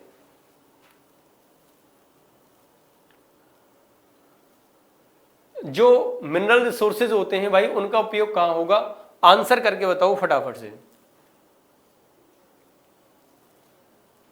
भाई। जैसे आपको पता होगा, उद्योग और हम लोग बात करें बच्चा उपकरणों की, जो क्या होते हैं, निर्माण होता है, उनमें उनका प्रयोग कर लिया जाता है। कुछ हमारे खनिज जो होते हैं, जैसे लोहा हो गया, जैसे तावा हो गया, जैसे सोना हो गया। अब लोहा, तावा, सोना, ये सारी चीज क्या है बेटा, एक प्रकार से ये हमारे खनिज मिनरल्स में आएंगे। अगर मैं बात करूं खनिज संसाधनों का उपयोग किसके लिए किया जाता है, तो उद्योग एवं उपकरणों के निर्माण में किया जाएगा। किसमें किया जाएगा भैया, इंडस्ट्रीज एंड हम ये कह सकते हैं कि जो मैन्युफैक्चरिंग चीजें होती हैं उनके लिए हम इसका प्रयोग कर लेते हैं। तो सही जवाब आपका क्या होगा, उद्योग और उपकरण के निर्माण में। Option number B is the correct answer. Option number B is the correct answer. Clear हुआ इतना सा? एक बार फटाफट से कमेंट सेक्शन में कमेंट छोड़ेंगे और बताएंगे कि सर क्लियर है।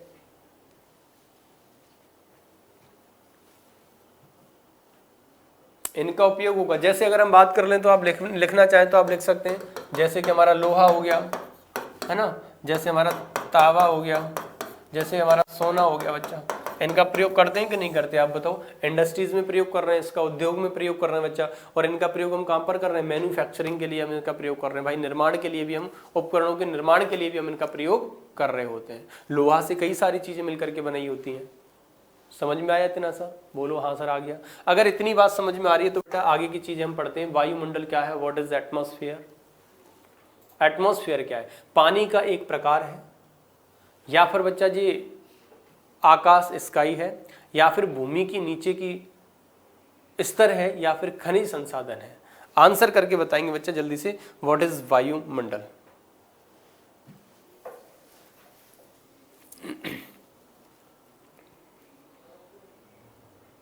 कितना प्यारा यहां पर इसका लैंग्वेज है, वायुमंडल। जो आप उस एरिया, उस जगह पर आप रह रहे हैं, उसके बिना आपका जीवन संभव नहीं है, ये उसकी बात कर रहा है बेटा, वायुमंडल की। और आप इसी क्वेश्चन में भ्रमित हो गए कि अब इसका आंसर क्या करें, है ना। लगातार मैं कमेंट देख पा रहा हूं आप लोगों के, तो बहुत प्यारे प्यारे कमेंट आ रहे हैं, लेकिन सही कमेंट की तरफ सारे बच्चे मूव करो जल्दी फटाफट से।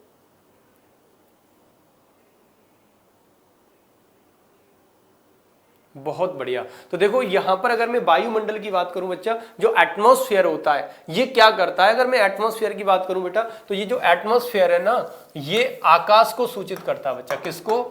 आकाश को सूचित करेगा। आकाश को ये सूचित करता है। और जब ये आकाश को सूचित करता है, तो आकाश को सूचित करने के साथ साथ ये क्या करता है, ये हमारी प्राकृतिक संसाधनों को बच्चा बचाने का भी कार्य करेगा। प्राकृतिक संसाधनों के बचाने में मदद करेगा।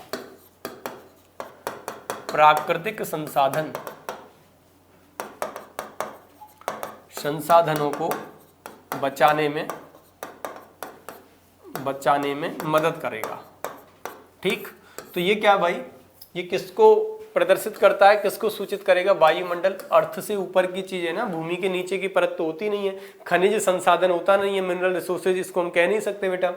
पानी का एक प्रकार भी नहीं होता भाई वायुमंडल, है ना। तो हम क्या आंसर करेंगे बेटा, आकाश को सूचित करेगा। और जो आकाश को सूचित करता है, और ये क्या करता है, ये एक प्रकार से हमारे प्राकृतिक संसाधन को बचाने में मदद भी करता है। क्लियर हुआ? क्लियर हुआ? चलो बहुत बढ़िया। अगला पॉइंट देखेंगे। अगला क्वेश्चन क्या है भाई, जलवायु परिवर्तन का मतलब क्या है? जलवायु परिवर्तन का, what is the meaning of the climate change? Climate change का क्या मतलब होता है बेटा? जलवायु परिवर्तन का क्या मतलब होगा? जल संरक्षण की एक कमी, जल की उद्यतन मतलब अपडेट्स जो होता है बच्चा, मौसम में परिवर्तन, या फिर वनस्पतियों का प्रयोग। आंसर करके बताओ फटाफट से, ये जो क्लाइमेट चेंज होता है ये क्या होता है बच्चा?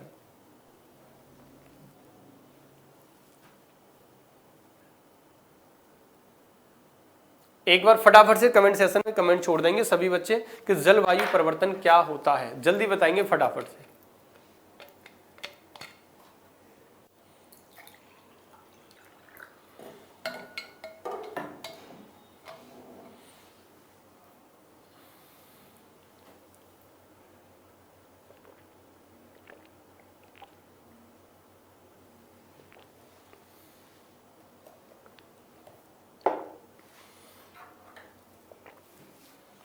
बेटा जलवायु परिवर्तन की अगर मैं बात करूं तो आपको पता होगा कि मौसम में अचानक से परिवर्तन देखने के लिए आपको मिल जाते हैं। जैसे कि मान के चलो कभी कभार मौसम में जो परिवर्तन होता है ना, हम ये कह सकते हैं जो क्लाइमेट चेंज होता है इसका मतलब होता है बच्चा क्या, मौसम में चेंज, मौसम में परिवर्तन। अब जो मौसम में परिवर्तन होता है, जैसे कि मान के चलो वर्षा हो गई है ना, वर्षा हो जाती है, जैसे कि तापमान बढ़ जाता है। जैसे तापमान बढ़ेगा बच्चा, CO2 का बढ़ेगा, तो वर्षा देखने के लिए आपको मिल जाती है। जैसे अगर हम बात कर रहे हैं यहाँ पर किसके बारे में भाई, क्लाइमेट चेंज की, तो क्लाइमेट चेंज में क्या होता है, मौसम में परिवर्तन देखने के लिए आपको मिलेगा। तापमान, टेम्परेचर बढ़ जाए, वर्षा बढ़ जाए, सर्दियां बढ़ जाए, तो जो परिवर्तन ऑफ जो हम कह सकते हैं वेदर जो होता है बच्चा, वही क्या होता है, चेंजिंग इन वेदर क्या होगा बच्चा, हमारा क्लाइमेट चेंज कहलाता है, क्लाइमेट चेंज कहलाता है। क्लियर हुआ इतना सा? चलो आगे बढ़े, अगला क्वेश्चन देखेंगे भाई। अगला क्वेश्चन क्या है आपके सामने? अगले क्वेश्चंस पर जाने से पहले आपके लिए बहुत ही ज्यादा महत्वपूर्ण सूचना मैं आपको बताना चाहूंगा भाई, सभी प्यारे प्यारे मेरे साथियों को, मेरे उत्कर्ष के शेरों को, सभी को ये बहुत बड़ी सौगात मिलने जा रही है आपके अपने दीपावली इस महापर्व पर। दीपावली त्योहार एक खास त्योहार है बच्चा, और अगर हम बात करें दीपावली के त्यौहार पर, हम लोगों ने, उत्कर्ष परिवार ने उत्कर्ष एप्लीकेशन पर आपके लिए क्या खास रखा है, तो एक बार ध्यान से सभी बच्चे देख लें इस चीज को। 10 से लेकर के 11 नवंबर तक ये जो है बच्चा, 10 से लेकर के 15 नवंबर तक ये हमारा ऑफर चल रहा है। इस ऑफर को हाथ से मत जाने देना बेटा। इस ऑफर की सबसे खासियत बात क्या है बच्चा, मैं आपको ये बता दूं। सबसे पहली बात तो इसमें अप टू 90%, मैं कह सकता हूं कि 90% तक की आपको छूट मिलेगी। दूसरा बेटा, इसमें फ्री टेस्ट सीरीज आपके लिए है और 6 महीने की एक्स्ट्रा वैलिडिटी प्रत्येक कोर्स की आपको देखने के लिए मिलेगी। और ये बिहार के बच्चों के लिए बहुत बड़ी सौगात है बच्चा, बिहार के बच्चों के लिए बहुत बड़ी सौगात है। इसमें मैंने क्या दिखाया कि बिहार के सबसे गुणवत्ता मूलक, सबसे किफायती ऑनलाइन कोर्सेज पाएं, और इसमें क्या मिलेगा बेटा, 90% तक की छूट, फ्री टेस्ट सीरीज और 6 महीने का भाई एक्स्ट्रा वैलिडिटी के साथ आपको कोर्स मिलेगा। भैया इस ऑफर को आप 10 से स्टार्ट हुआ है, 15 तक ये चल रहा है, और तब तक आप लोगों को कैसे भी करके एट एनी हाउ एप्लीकेशन पर विजिट करके अपने कोर्स को खरीद लेना है बेटा। अगर आप चाहते हैं कि 2024 आपके लिए वो आए, अगर आप चाहते हैं कि 2024 की दीपावली वो दीपावली आए जब आपके कंधों पर सितारे जगमगाएं, तो वही दीपावली बच्चा इस कोर्स को लेकर के आने वाली है। आप बिल्कुल भी परेशान ना रहें, अपने कंधों पर सितारों को चमकाने के लिए, जगमगाने के लिए भाई, जैसे भगवान श्री राम के वापस आने से अयोध्या के अंदर इतनी सारे दीपक जल उठे, इतनी सारी चीजें चमक उठी, नगरी पूरी चमक जाती है, वैसे मैं चाहता हूं, उत्कर्ष परिवार चाहता है कि आप अपने उन कंधों पर सितारों को भी इसी प्रकार जगमगाएं, जिससे आपके घर में एक अलग ही रोशनी दिखाई दे। तो उसके लिए बच्चा आपको अभी जाना है और अपने एप्लीकेशन उत्कर्ष क्लासेस एप्लीकेशन को प्ले स्टोर से डाउनलोड करते हुए और अपने इस दीपावली महाधमाके को अवश्य आपको क्या करना है बच्चा, अचीव कर लेना है। फिर मत कहना कि सर बताया नहीं था और हम चूक गए। बेटा चूकना नहीं है, आपको ले लीजिएगा, ये आपको मिल रहा है ना, तो जितना फायदा उठा सकें आप उठाइएगा 15 नवंबर तक। चलो बच्चा, आगे हम लोग बात कर रहे थे अपने क्वेश्चन सीरीज की, तो क्वेश्चंस की मैं बात करूं बेटा तो वो देखिएगा क्या है। नेक्स्ट क्वेश्चन हमारा है, जल संसाधन की सबसे बड़ी भूख किसके लिए होती है? मनुष्य के लिए होती है, पशुओं के लिए होती है, जलवायु के लिए होती है, या जलवायु परिवर्तन के लिए होती है? जल्दी बताएंगे बच्चा, सबसे बड़ी भूख किसके लिए होती है? चलो आंसर करके बताएंगे फटाफट से।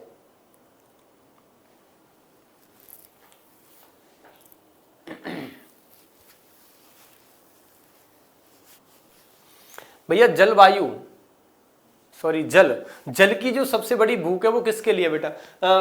जलवायु परिवर्तन, कोई मतलब नहीं है भाई। जलवायु परिवर्तन से, क्लाइमेट चेंज से, मौसम के चेंज से क्या ही मतलब होगा जल को? कोई मतलब नहीं है भाई। जलवायु के लिए होती है, जलवायु के लिए का कोई मतलब नहीं है भाई। जल की भूख थोड़ी रखेगा, जलवायु तो है वो है।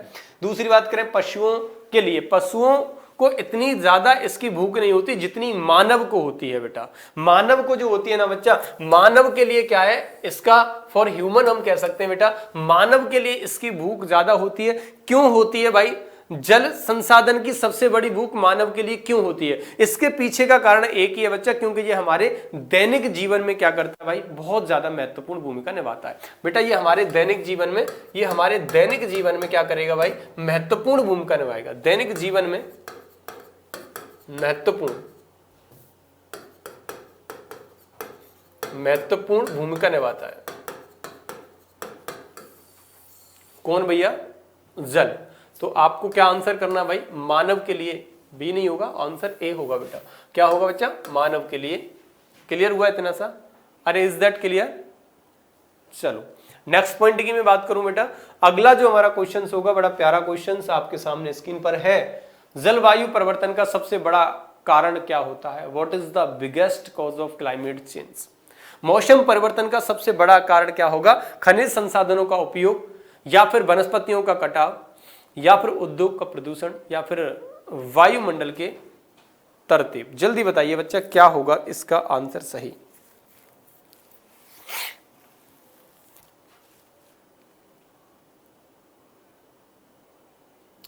आपने सुना होगा बच्चा जो हमारा ग्लोबल गर्मी होती है, ग्लोबल वार्मिंग जो होती है भाई, ग्लोबल वार्मिंग में क्या है? CO2 की मात्रा, कार्बन डाइऑक्साइड की मात्रा बढ़ जाती है, और कार्बन डाइऑक्साइड की मात्रा बढ़ेगी तो एक प्रकार से क्या है? प्रदूषण बढ़ा होगा, और जब प्रदूषण बढ़ेगा तो बच्चा क्या होगा? क्लाइमेट चेंज होगा। गर्मी बढ़ेगी तो अचानक से जब टेम्परेचर बढ़ा तो क्या होगा? वर्षा होगी। सिंपल सी बात है। तो कहने का मतलब यह है कि एक प्रकार से जो क्लाइमेट चेंज होता है बेटा, इस क्लाइमेट चेंज की जब मैं बात करूं तो ये ग्लोबल वार्मिंग पर बहुत ज्यादा क्या है बेटा? ये डिपेंड है। तो ग्लोबल वार्मिंग जो होगी वो किससे हो जाती है? हमारे CO2 के बढ़ जाने से। हमारी गर्मी का अत्यधिक हो जाना भाई ग्लोबल वार्मिंग का कारण बन सकता है, और ग्लोबल वार्मिंग होने से क्या होता है? क्लाइमेट चेंज हो जाता है। क्या हो जाता है बेटा? क्लाइमेट चेंज हो जाता है। और क्लाइमेट चेंज या फिर हम ग्लोबल वार्मिंग होगा वो CO2 के बढ़ने से होगा। CO2 कैसे बढ़ सकती है? देखना जरा भाई, खनिज संसाधनों के उपयोग से बढ़ेगी क्या? ऐसा तो नहीं हो सकता भाई। अगर आप मान के चलो मिनरल रिसोर्सेज का यूज कर रहे हैं तो उससे CO2 को पे क्या प्रभाव पड़ेगा? नहीं पड़ेगा, इससे प्रभाव नहीं होगा बेटा। वनस्पतियों का कटाव, आप पेड़ पौधों को काटेंगे CO2 बढ़ेगा? इतना नहीं बढ़ेगा।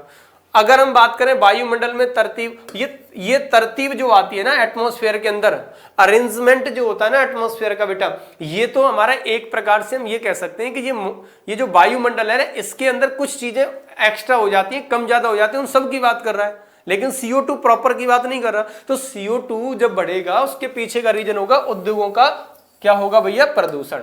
जो आपने इंडस्ट्रीज में जो पॉल्यूशन फैला रखा है, आपने अपने जो उद्योग धंधे खोले हैं, जो आपने अपनी इंडस्ट्रीज खोली है, वहां से क्या निकल रहा है भाई? इंडस्ट्रीज हमारा क्या निकल रहा है भाई? पॉल्यूशन निकल रहा है, और उसी प्रदूषण के कारण वायुमंडल के अंदर CO2 की वृद्धि मिलेगी, और उससे ग्लोबल वार्मिंग होगी, और उसके कारण भाई आपके मौसम में, आपके वेदर में परिवर्तन होगा, और वही क्लाइमेट चेंज बन जाएगा।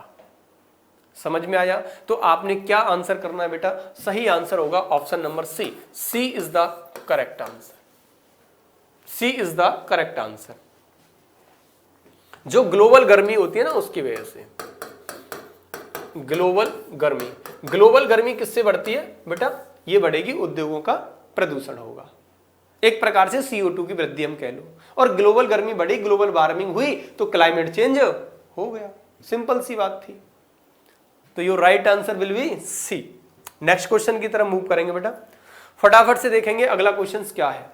अगले क्वेश्चन की जब मैं बात करूं बच्चा कि जलवायु परिवर्तन के परिणाम स्वरूप क्या हो सकता है, अगर हम जलवायु परिवर्तन हो जाए तो उससे क्या देखने के लिए मिल सकता है बच्चा? कौन सा रिजल्ट निकलेगा जलवायु प्रदूषण के लिए भाई? सॉरी, जलवायु परिवर्तन के लिए। जब जलवायु परिवर्तन होगा, जब क्लाइमेट चेंज होगा बच्चा, तो क्या हो सकता है? भूकंप आएगा, बाढ़ आएगी, जलवायु संकट होगा, यह सभी हो सकते हैं बेटा। जल्दी बताइए फटाफट से आंसर इसका क्या होगा?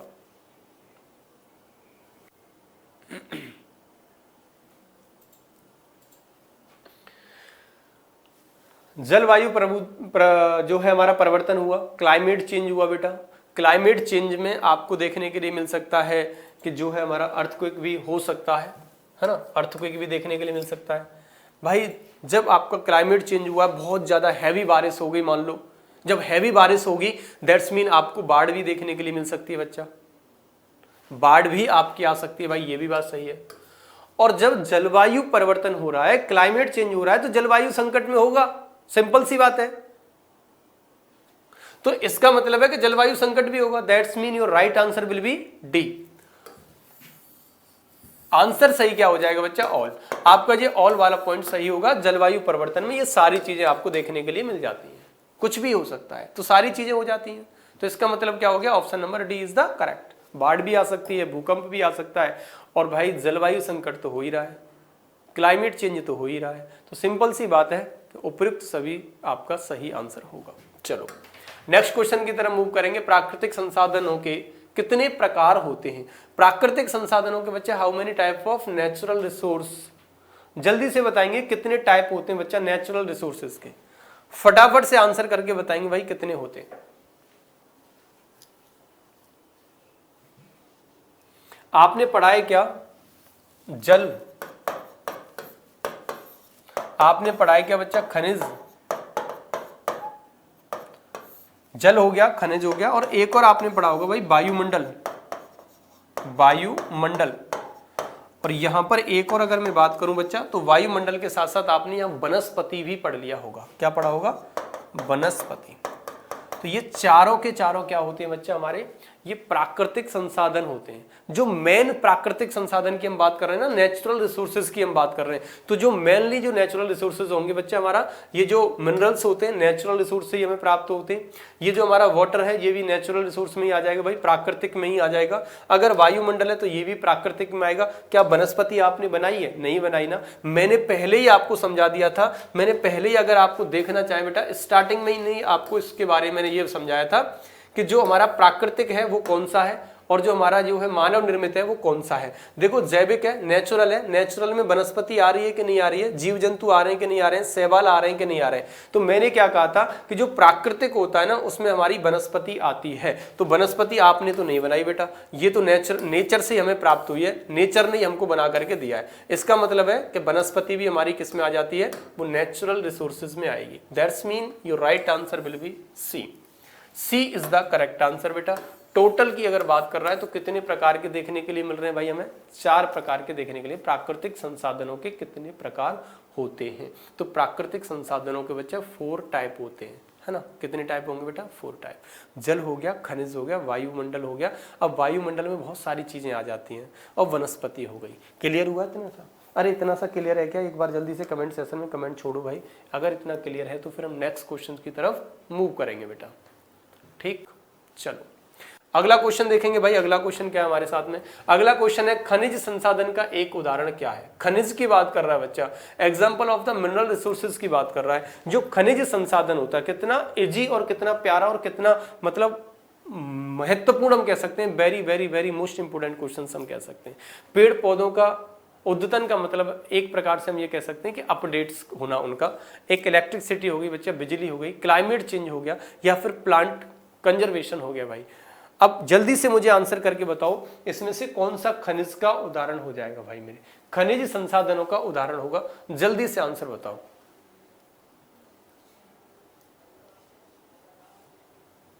चलो आंसर बताओ फटाफट से। खनिज संसाधन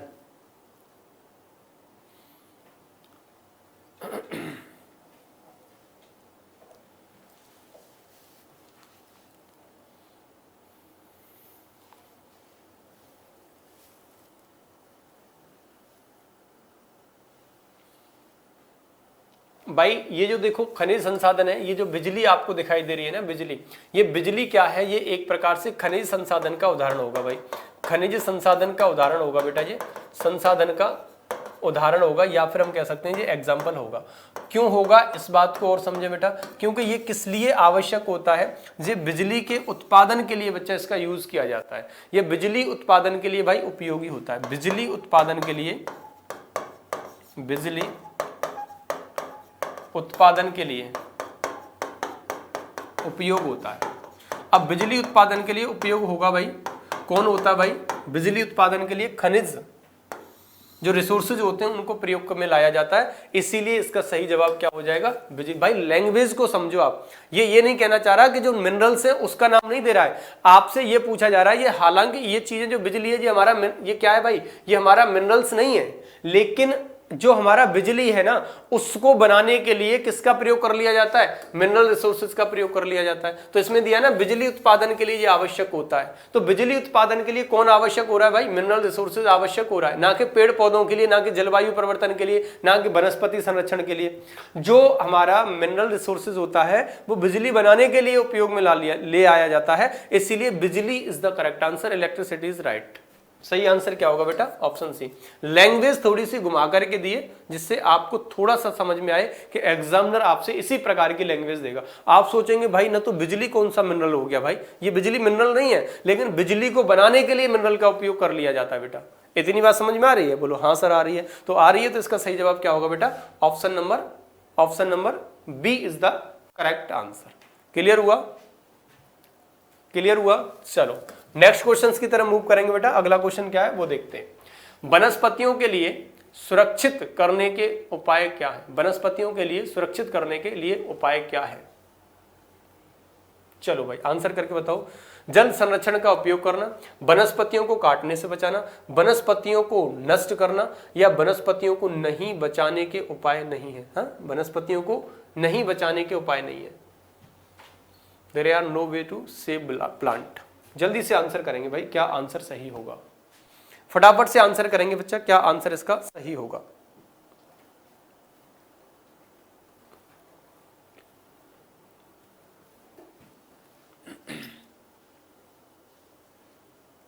देखो यहां पर आपको दे रहा है कि वनस्पति के लिए सुरक्षित करने का उपाय इनमें से क्या हो सकता है। वनस्पति के भैया सुरक्षित करने का उपाय पूछा जा रहा है। अब इसके उपाय के लिए अगर आप देखें तो जल संसाधन का उपयोग करना। भाई जल संसाधन से वनस्पति पेड़ पौधों को क्या मतलब है इसमें? तो इसका तो कोई मतलब नहीं होगा। दैट्स मीन ये तो गलती हो गया। दूसरी बात करें, वनस्पतियों को काटने से बचाना, ये विचार विमर्श पॉइंट है, इस पे विचार करेंगे। पहले तीसरा ऑप्शन और पढ़ लें। वनस्पतियों को नष्ट करना। एक बात बताओ, सुरक्षा की बात कर रहा है, क्या नष्ट करेंगे तो ये हो जाएगा? नष्ट कर दिया तो वनस्पति वैसे ही आपने खत्म कर दी, इसका मतलब है ये भी नहीं होगा। अब वनस्पतियों को नहीं बचाने के उपाय नहीं है, इस बात का मतलब है कि वनस्पति को तो बचाने का कोई उपाय हो ही नहीं सकता, ऐसा कोई मतलब नहीं है भैया। देखो हमने ऑप्शन एलिमिनेट कर लिए, ऑप्शन काट लिए, तब भी आपका आंसर सही हो गया। लेकिन आपको पता होगा, जब मैं अभी आपको थोड़ी देर पहले कंसेप्ट पढ़ा रहा था तो मैंने क्या समझाया था आपको कि जो प्लांट होता है ना, ये सबसे पहले उत्पादक है, प्रोड्यूसर होता है बच्चा।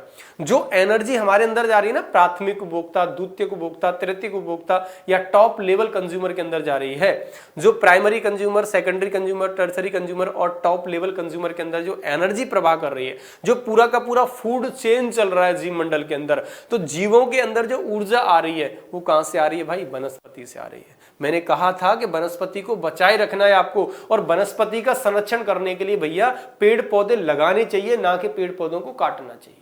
तो यहां पर आंसर क्या सही हो जाएगा बच्चा? यहां पर आंसर सही हो जाएगा, पेड़ों को काटने से बचाना चाहिए। ऐसा नहीं है कि आपको जरूरत हुई और आपने पेड़ काट दिए। भाई एक पेड़ काट रहे हैं तो उसके साथ साथ आपको 10 पेड़ लगा देने चाहिए, ये आपका दायित्व बनता है।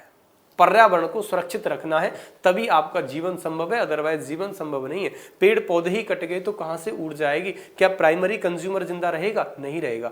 क्या जब प्राइमरी कंज्यूमर ही नहीं रहेगा तो सेकेंडरी कंज्यूमर कहां से जिंदा रह पाएगा बेटा? जब सेकेंडरी कंज्यूमर जिंदा नहीं है तो आप कहां से जिंदा हो जाएंगे? आप टर्सरी कंज्यूमर में आ जाते, आप तो शीर्ष उपभोक्ता में भी आ जाते, सब कुछ खा जाते हैं यार। तो कहने का मतलब है कि आप कहां से जिंदे रहेंगे? तो हमारी अगली जनरेशन को भी इसी प्रकार बने रहने के लिए हमें प्राकृतिक संसाधनों का हमें एक सुरक्षित रूप से और एक तरीके से यूज करना चाहिए। ठीक, तो आंसर सही क्या हो जाएगा बेटा? Option number B is the correct. चलो नेक्स्ट क्वेश्चंस की बात करें। जल संसाधन का उपयोग, प्रमुख उपयोग क्या है? जल संसाधन का प्रमुख उपयोग क्या है भाई? Main use of water resources की बात कर रहे हैं बेटा। Main use of water resources की बात कर रहे हैं। जीवों के लिए, पीने के लिए होता है, खेती के लिए होता है भाई, उद्योगों के लिए होता है, या वनस्पति के लिए होता है। अभी इससे पहले थोड़ा सा मैंने एक और इसी प्रकार का सेम क्वेश्चन पूछा था, बस उसमें क्या है, थोड़ा सा चेंजिंग है इसके ऑप्शन में बेटा। जल्दी बताओ आंसर क्या होगा? वहां पर जीवों की जगह पर क्या आ गया था बेटा? मानव आ गया था। और यहां पर क्या दे दिया? मानव की जगह पर जीव दे दिया है। तो पशु था वहां पर और एक मानव था, तो वहां पर पशुओं से ज्यादा मानव को इसका उपयोग करना पड़ता है। हर चीज में जल का प्रयोग कर रहे हैं, कोई भी चीज बना रहे हैं जल का प्रयोग कर रहे हैं, तो मानव के लिए ज्यादा होगा। लेकिन यहां मानव जैसी चीजें नहीं है। तो यहां पर ज्यादा किसका उपयोग कहां पर कौन करेगा भाई? जीवों के पीने के लिए होगा। क्लियर हुआ? ये तो बहुत इजी क्वेश्चन था। चलो नेक्स्ट क्वेश्चन की बात करेंगे। अगला क्वेश्चन क्या होगा? तो इसका सही जवाब होगा बेटा option number A. A is the correct answer. चलिएगा नेक्स्ट क्वेश्चन देखेंगे भाई। खनिज संसाधन के उपयोग क्या होते हैं भाई? खनिज संसाधन के उपयोग क्या होते हैं? जस्ट आया था ना, सेम उसी लैंग्वेज के ऊपर है बेटा ये क्वेश्चन। खनिज संसाधन के उपयोग क्या होते हैं? अभी अभी जो मैंने क्वेश्चन आपको समझाया था उसी के ऊपर ये डिपेंड क्वेश्चन है। एक बार फटाफट से आप लोग क्या करेंगे भाई, इसका आंसर कर देंगे जल्दी से, फटाफट से।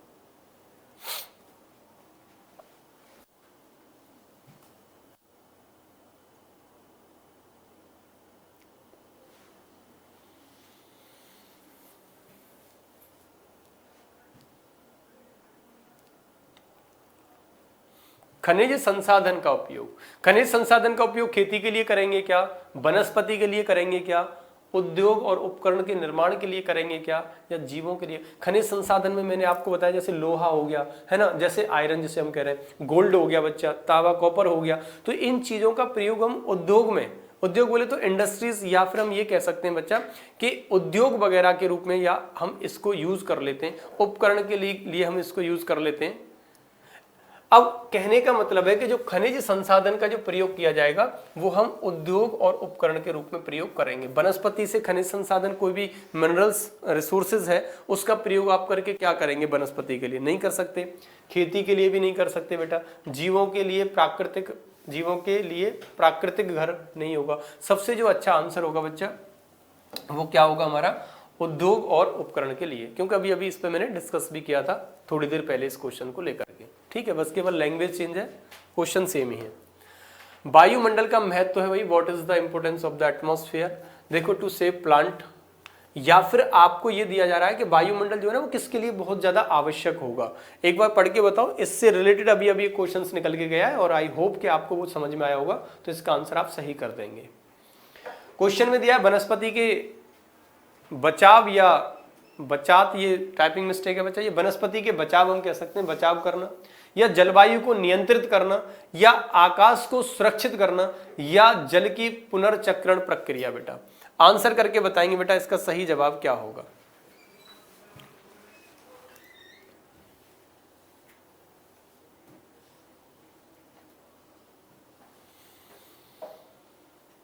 वायुमंडल जो होता है बच्चा वो क्या करता है? वायुमंडल जो होगा बच्चा वो क्या करेगा? वो हमारा कंट्रोलिंग क्लाइमेट करेगा। कंट्रोलिंग क्लाइमेट का मतलब क्या होता है? सिंपल सा मतलब होता है बच्चा, अगर हम वायुमंडल की बात कर रहे हैं बच्चा, एटमॉस्फेयर की बात कर रहे हैं, तो एटमॉस्फेयर में मैंने वहां पर क्या बताया था? आकाश को क्या करता है? वो सूचित करता है। लेकिन यहां पर क्या मैं बता रहा हूं भाई? वायुमंडल को नियंत्रित करता है, जलमंडल को, सॉरी, ये कंट्रोलिंग क्लाइमेट की बात कर रहा है बच्चा। जब ये वायुमंडल जो है क्लाइमेट को कंट्रोल कर लेगा, जल अगर हम बात करें तो ये जलवायु को क्या कर लेगा भाई? कंट्रोल कर लेगा, क्योंकि इस वायुमंडल के अंतर्गत बढ़ने वाला जो टेम्परेचर है उसको ये क्या करेगा भाई? कंट्रोल करेगा। इससे क्या होगा? जो ग्लोबल वार्मिंग होगी ना वो समस्या खत्म होगी। ग्लोबल वार्मिंग की समस्या बच्चा इससे खत्म होगी। ग्लोबल वार्मिंग की समस्या क्या है बच्चा? समस्या खत्म होती है। और जब ग्लोबल वार्मिंग की समस्या खत्म होगी तो क्लाइमेट चेंज होगा क्या? नहीं होगा। क्लाइमेट चेंज नहीं होगा तो वायुमंडल क्या रहेगा भाई? जैसा था वैसा ही बना रहेगा। तो वायुमंडल का जो महत्व होगा वो किसके लिए होगा? एक प्रकार से ग्लोबल वार्मिंग की समस्या को रोके रखने के लिए होगा। और जब वो ग्लोबल वार्मिंग की समस्या को रोके रखने के लिए होगा तो हम ये कह सकते हैं कि जलवायु को नियंत्रित करेगा, कंट्रोलिंग क्लाइमेट करेगा। Option number B is the correct. अगले क्वेश्चंस की तरफ मूव करें बेटा। अगला क्वेश्चंस क्या होगा उसको भी हम डिस्कस करेंगे भाई। प्राकृतिक संसाधनों के प्रकार, अभी अभी तो आया था, अभी अभी आया था, इस पर बिना चर्चा किए हुए आप आंसर कर देंगे बेटा। 4 प्रकार का होता है, जस्ट अभी मैंने इसको डिस्कस किया था। चलो नेक्स्ट क्वेश्चन देखेंगे। वनस्पतियों का मुख्य कार्य होता है खनन के लिए उपयोग करना, ऑक्सीजन उत्पादन करना, वनस्पतियों का कटाव, वनस्पतियों का पुनर्चक्रण। वनस्पतियों का मुख्य कार्य होता है, प्लांट की बात कर रहा है। वनस्पति बोले तो एक प्रकार से बेटा प्लांट कह सकते हैं। इसका मुख्य कार्य क्या है ये आपको समझाना है बेटा, जल्दी बताओ फटाफट से।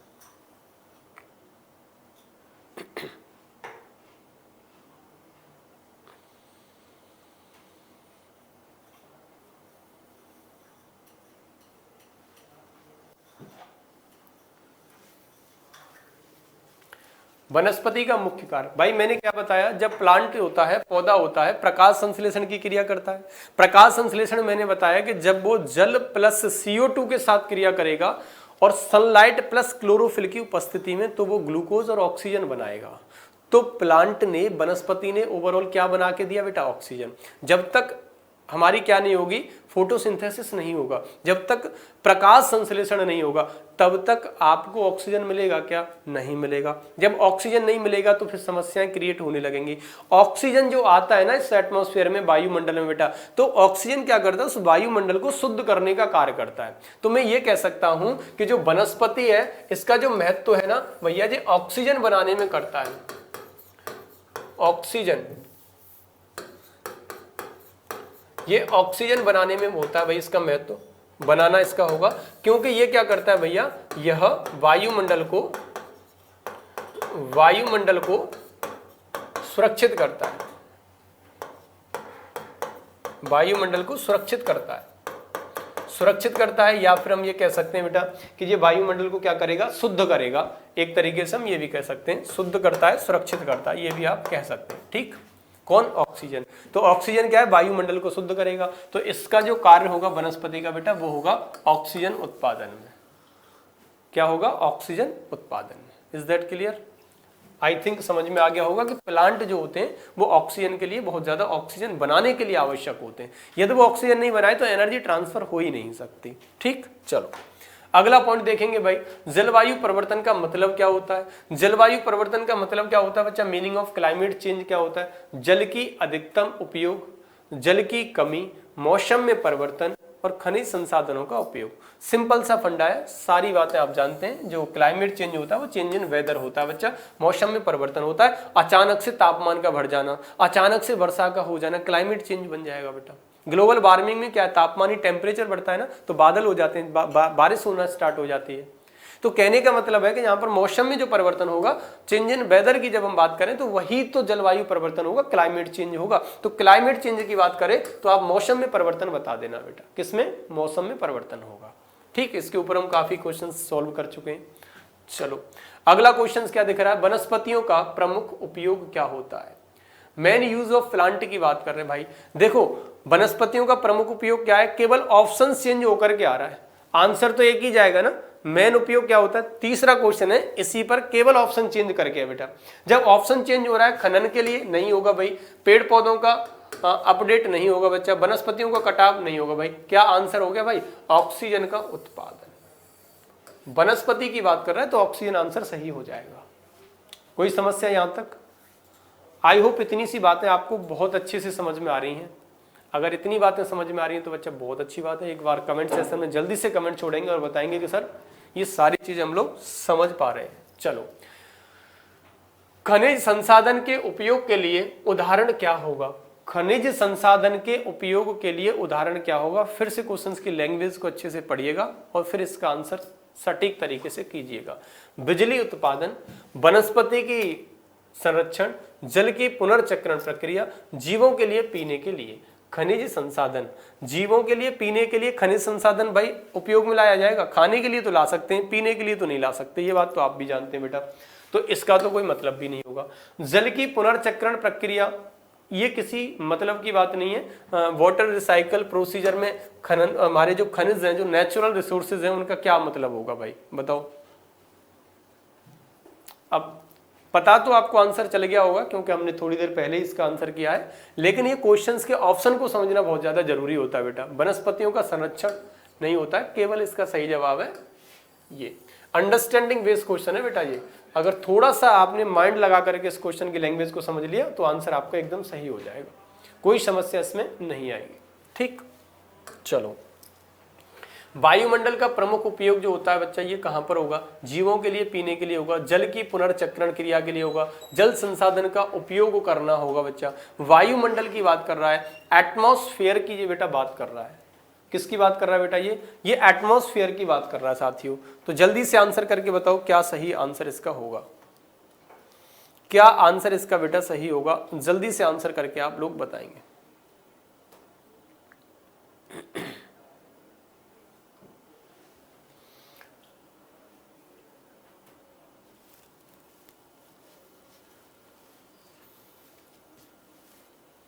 वायुमंडल का जो प्रमुख कार्य है बच्चा, जल संसाधन का उपयोग करना, जलवायु संकट को बढ़ावा देना, जीवों के लिए, पीने के लिए होता है, जल की पुनर्चक्रण, वायुमंडल का प्रमुख उपयोग। तो सही आंसर क्या होगा? Recycle procedure of water.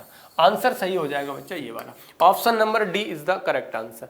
क्यों होता है भाई पुनर्चक्रण को? ये क्या करता है? वायुमंडल जो होता है ना, वायुमंडल, ये वायुमंडल जो होता है बच्चा, ये वायुमंडल जल का क्या करेगा? ये पुनर्चक्रण करेगा भाई, ये पुनर्चक्रण करेगा, पुनर्चक्रण करता है बच्चा। और इससे क्या है? पुनर्चक्रण से ये वायुमंडल क्या है? जल का क्या करेगा बेटा? ये पुनर्चक्रण करता है और जल संसाधनों को सुरक्षित करता है,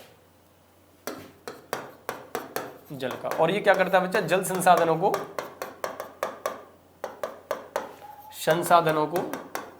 सुरक्षित करता है, सुरक्षित करता है। आई होप इतनी सी बात आपको समझ में आ रही होगी। आंसर सही क्या होगा बेटा? Option number D is the correct answer, option number D is the correct answer. Clear हुआ बेटा? चलो नेक्स्ट क्वेश्चन देखेंगे भाई। प्राकृतिक संसाधनों का प्रमुख उपयोग, खेती, उपभोक्ता की आवश्यकता, खनन या खेलने के लिए। प्राकृतिक संसाधनों का उपयोग। अब प्राकृतिक संसाधन में तो बहुत सारी चीजें मैंने आपको बता दी थी बेटा, जो प्रकृति ने दिए हैं, जो प्रकृति ने दिए बच्चा। वो कौन कौन से दिए थे एक बार उनको याद कर लो, तो ये आंसर आपको सही हो जाएगा।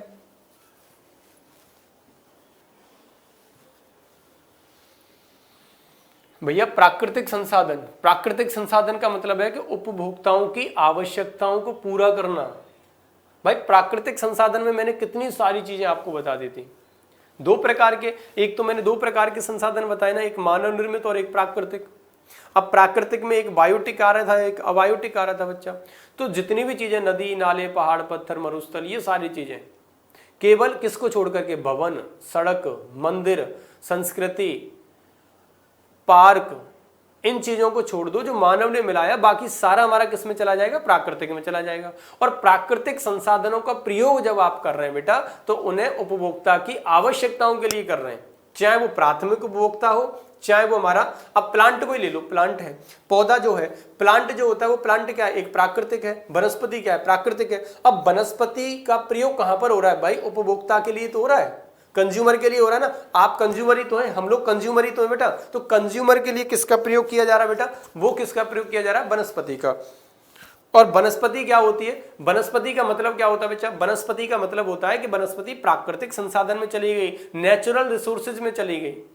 तो भाई उपभोक्ताओं की आवश्यकता के लिए हम क्या करेंगे? प्राकृतिक संसाधनों का प्रयोग करेंगे। Option number B. क्लियर हुआ? चलो अगला क्वेश्चन देखेंगे भैया। जलवायु परिवर्तन के कारण क्या हो सकता है?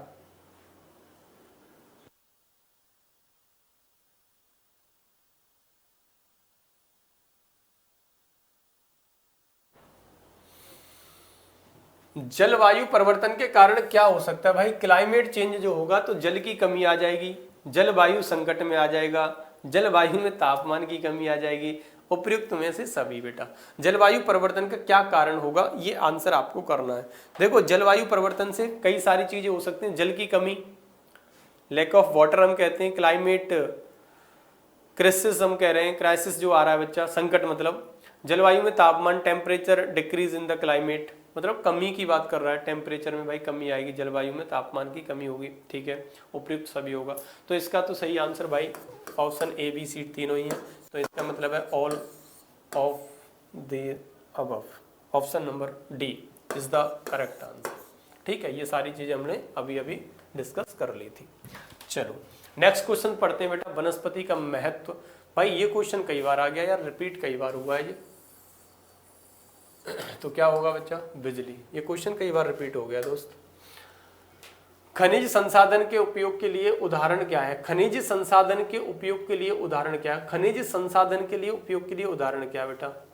ये भी हमारा रिपीटेड ही क्वेश्चन है, अभी हम इस पर डिस्कस कर चुके हैं, क्योंकि बिजली बनाने के लिए खनिज संसाधनों का प्रयोग कर लिया जाता है, इसलिए option A is the correct.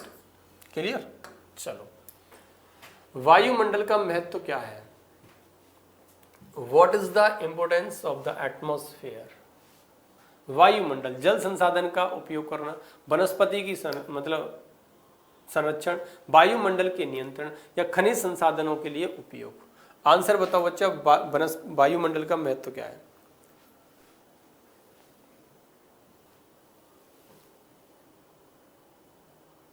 वायुमंडल का महत्व क्या है? फटाफट से आंसर करेंगे भाई, ऑप्शन ए, बी, सी और डी, क्या सही आंसर होगा?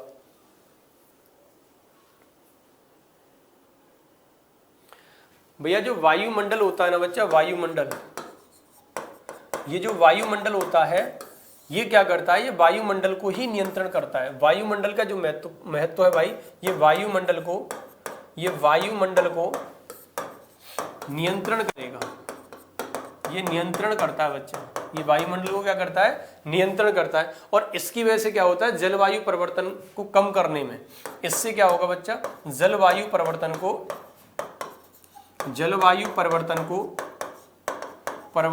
कम करने में क्या मिलेगा भाई? मदद मिलती है। क्लियर? चलो, तो इसमें क्या सही जवाब होगा? Option number C is the correct answer. Option number C is the correct answer. यहां तक चीजें समझ में आ रही हैं आपको? अगर इतनी सी बात समझ में आ रही है बेटा, ये वो सारे क्वेश्चंस हैं जो हमारे जो नेचुरल रिसोर्सेज से पूछे जाते हैं। अलग अलग प्रकार की लैंग्वेज दे करके आपको अलग अलग प्रकार से क्वेश्चंस देखने के लिए मिलते हैं। नेचुरल रिसोर्सेज की जब हम लोगों ने बातें की तो उसमें छोटी छोटी बातें हमने बताई कि हम प्रकृति के चारों तरफ की बातें कर रहे होते हैं, हम पर्यावरण के चारों ओर की बातें कर रहे होते हैं, जलमंडल, वायुमंडल, स्थलमंडल, वो सारी चीजें हम लोग इसमें पढ़ रहे होते हैं। तो इससे रिलेटेड मैंने क्वेश्चंस आपको समझा दिए, है ना। स्थलमंडल में क्या आएगा, जलमंडल में क्या आएगा, या फिर हम वायुमंडल में क्या आएगा, सारी की सारी गैसेज आ जाती हैं, गैसेज से क्वेश्चन आ जाता है, जल से क्वेश्चन आ जाता है कितना प्रतिशत भाग जल का हम यूज करते हैं, ओवरऑल कितना परसेंट भाग पाया जा रहा है। तो मैंने बताया 71% भाग पाया जा रहा है, उसमें से 97.5% पार्ट ऐसा है कि जिसे हम यूज नहीं कर सकते, वो लवणीय जल होता है ना, खारा जल हम कह सकते हैं उसको, बेकार जल होता है, उसको हम यूज में नहीं लाते। केवल और केवल हम कितना यूज में ला रहे हैं? 2.5%। उसका भी 70% जल तो जमा हुआ है, बर्फ के रूप में है ना, हिमनद के रूप में है। केवल 30% 2.5% का यूज में ला रहा है, जो नदी, नाले, झील, तालाब के रूप में हमको मिल जाता है। तो कहने का मतलब है जल का, ये प्रकृति की जो चीज़ है, उन सारी की सारी चीज़ों का हम लोगों को यहाँ पर क्या है भाई, एक प्रकार से ध्यान में रख करके चीज़ों को अध्ययन करना है, ध्यान में रख करके उनका यूटिलाइज करना है। ऐसा नहीं है कि बिजली जल रही है तो जलती रहे। तो ऐसी सारी चीज़ें हम लोग इस वाले टॉपिक के अंदर डिस्कस कर ही रहे हैं, ये चीज़ें आपको बहुत अच्छे से पता है।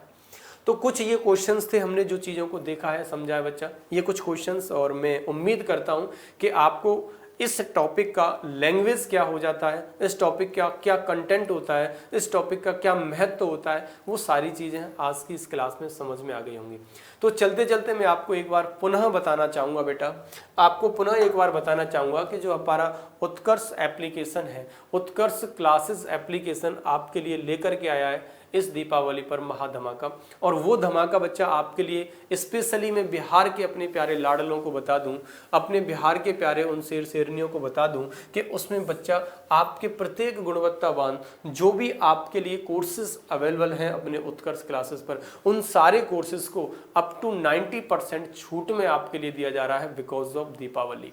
दीपावली के शुभ अवसर पर आपको प्रत्येक कोर्सेज का 90% तक का छूट प्लस फ्री टेस्ट सीरीज और भाई 6 महीने की एक्स्ट्रा वैलिडिटी के साथ में आपको ये दिया जा रहा है। तो आप इस ऑफर का फायदा अवश्य उठाएं बच्चा, इस ऑफर से चूके ना। आप बाद में फिर सोचेंगे सर हम तो रह गए, हमें पता ही नहीं चला। तो बेटा आप इस वीडियो को हर उस बच्चे तक शेयर कर दें जो हर बच्चा इस कोर्स तक पहुंचे और वो इस चीज़ का फायदा उठाए। इतनी गुणवत्तावान, इतनी इंपॉर्टेंट चीज़ें आपको फ्री में ही मिले जा रही हैं भाई। अब बताइए ना, अप टू 90% तक की छूट अगर आपको मिल रही है तो आपको क्या पे करना पड़ेगा?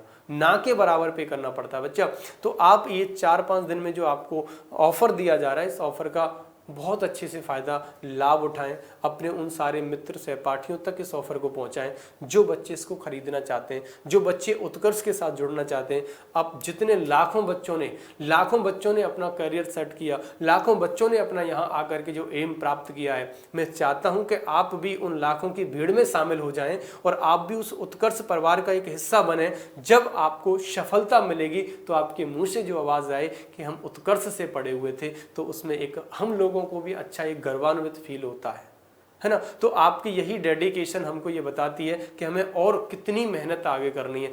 दिन प्रतिदिन आपका सपोर्ट, दिन प्रतिदिन आपका सहयोग ही है जो इस उत्कर्ष को वृक्ष से बट वृक्ष बनाने में सहायता कर रहा है। तो आप उस बट वृक्ष बनाने के साथ साथ अपने एम को सुनिश्चित करने के लिए लगातार आप इस कोर्स को लेकर के 15 तारीख तक, आपको लास्ट दिन 15 तारीख का है बच्चा, इसमें जुड़ जाएं और आप अपने उन सपनों को सुनिश्चित करें जो आप लोगों ने अपनी खुली आंखों से देखे हैं।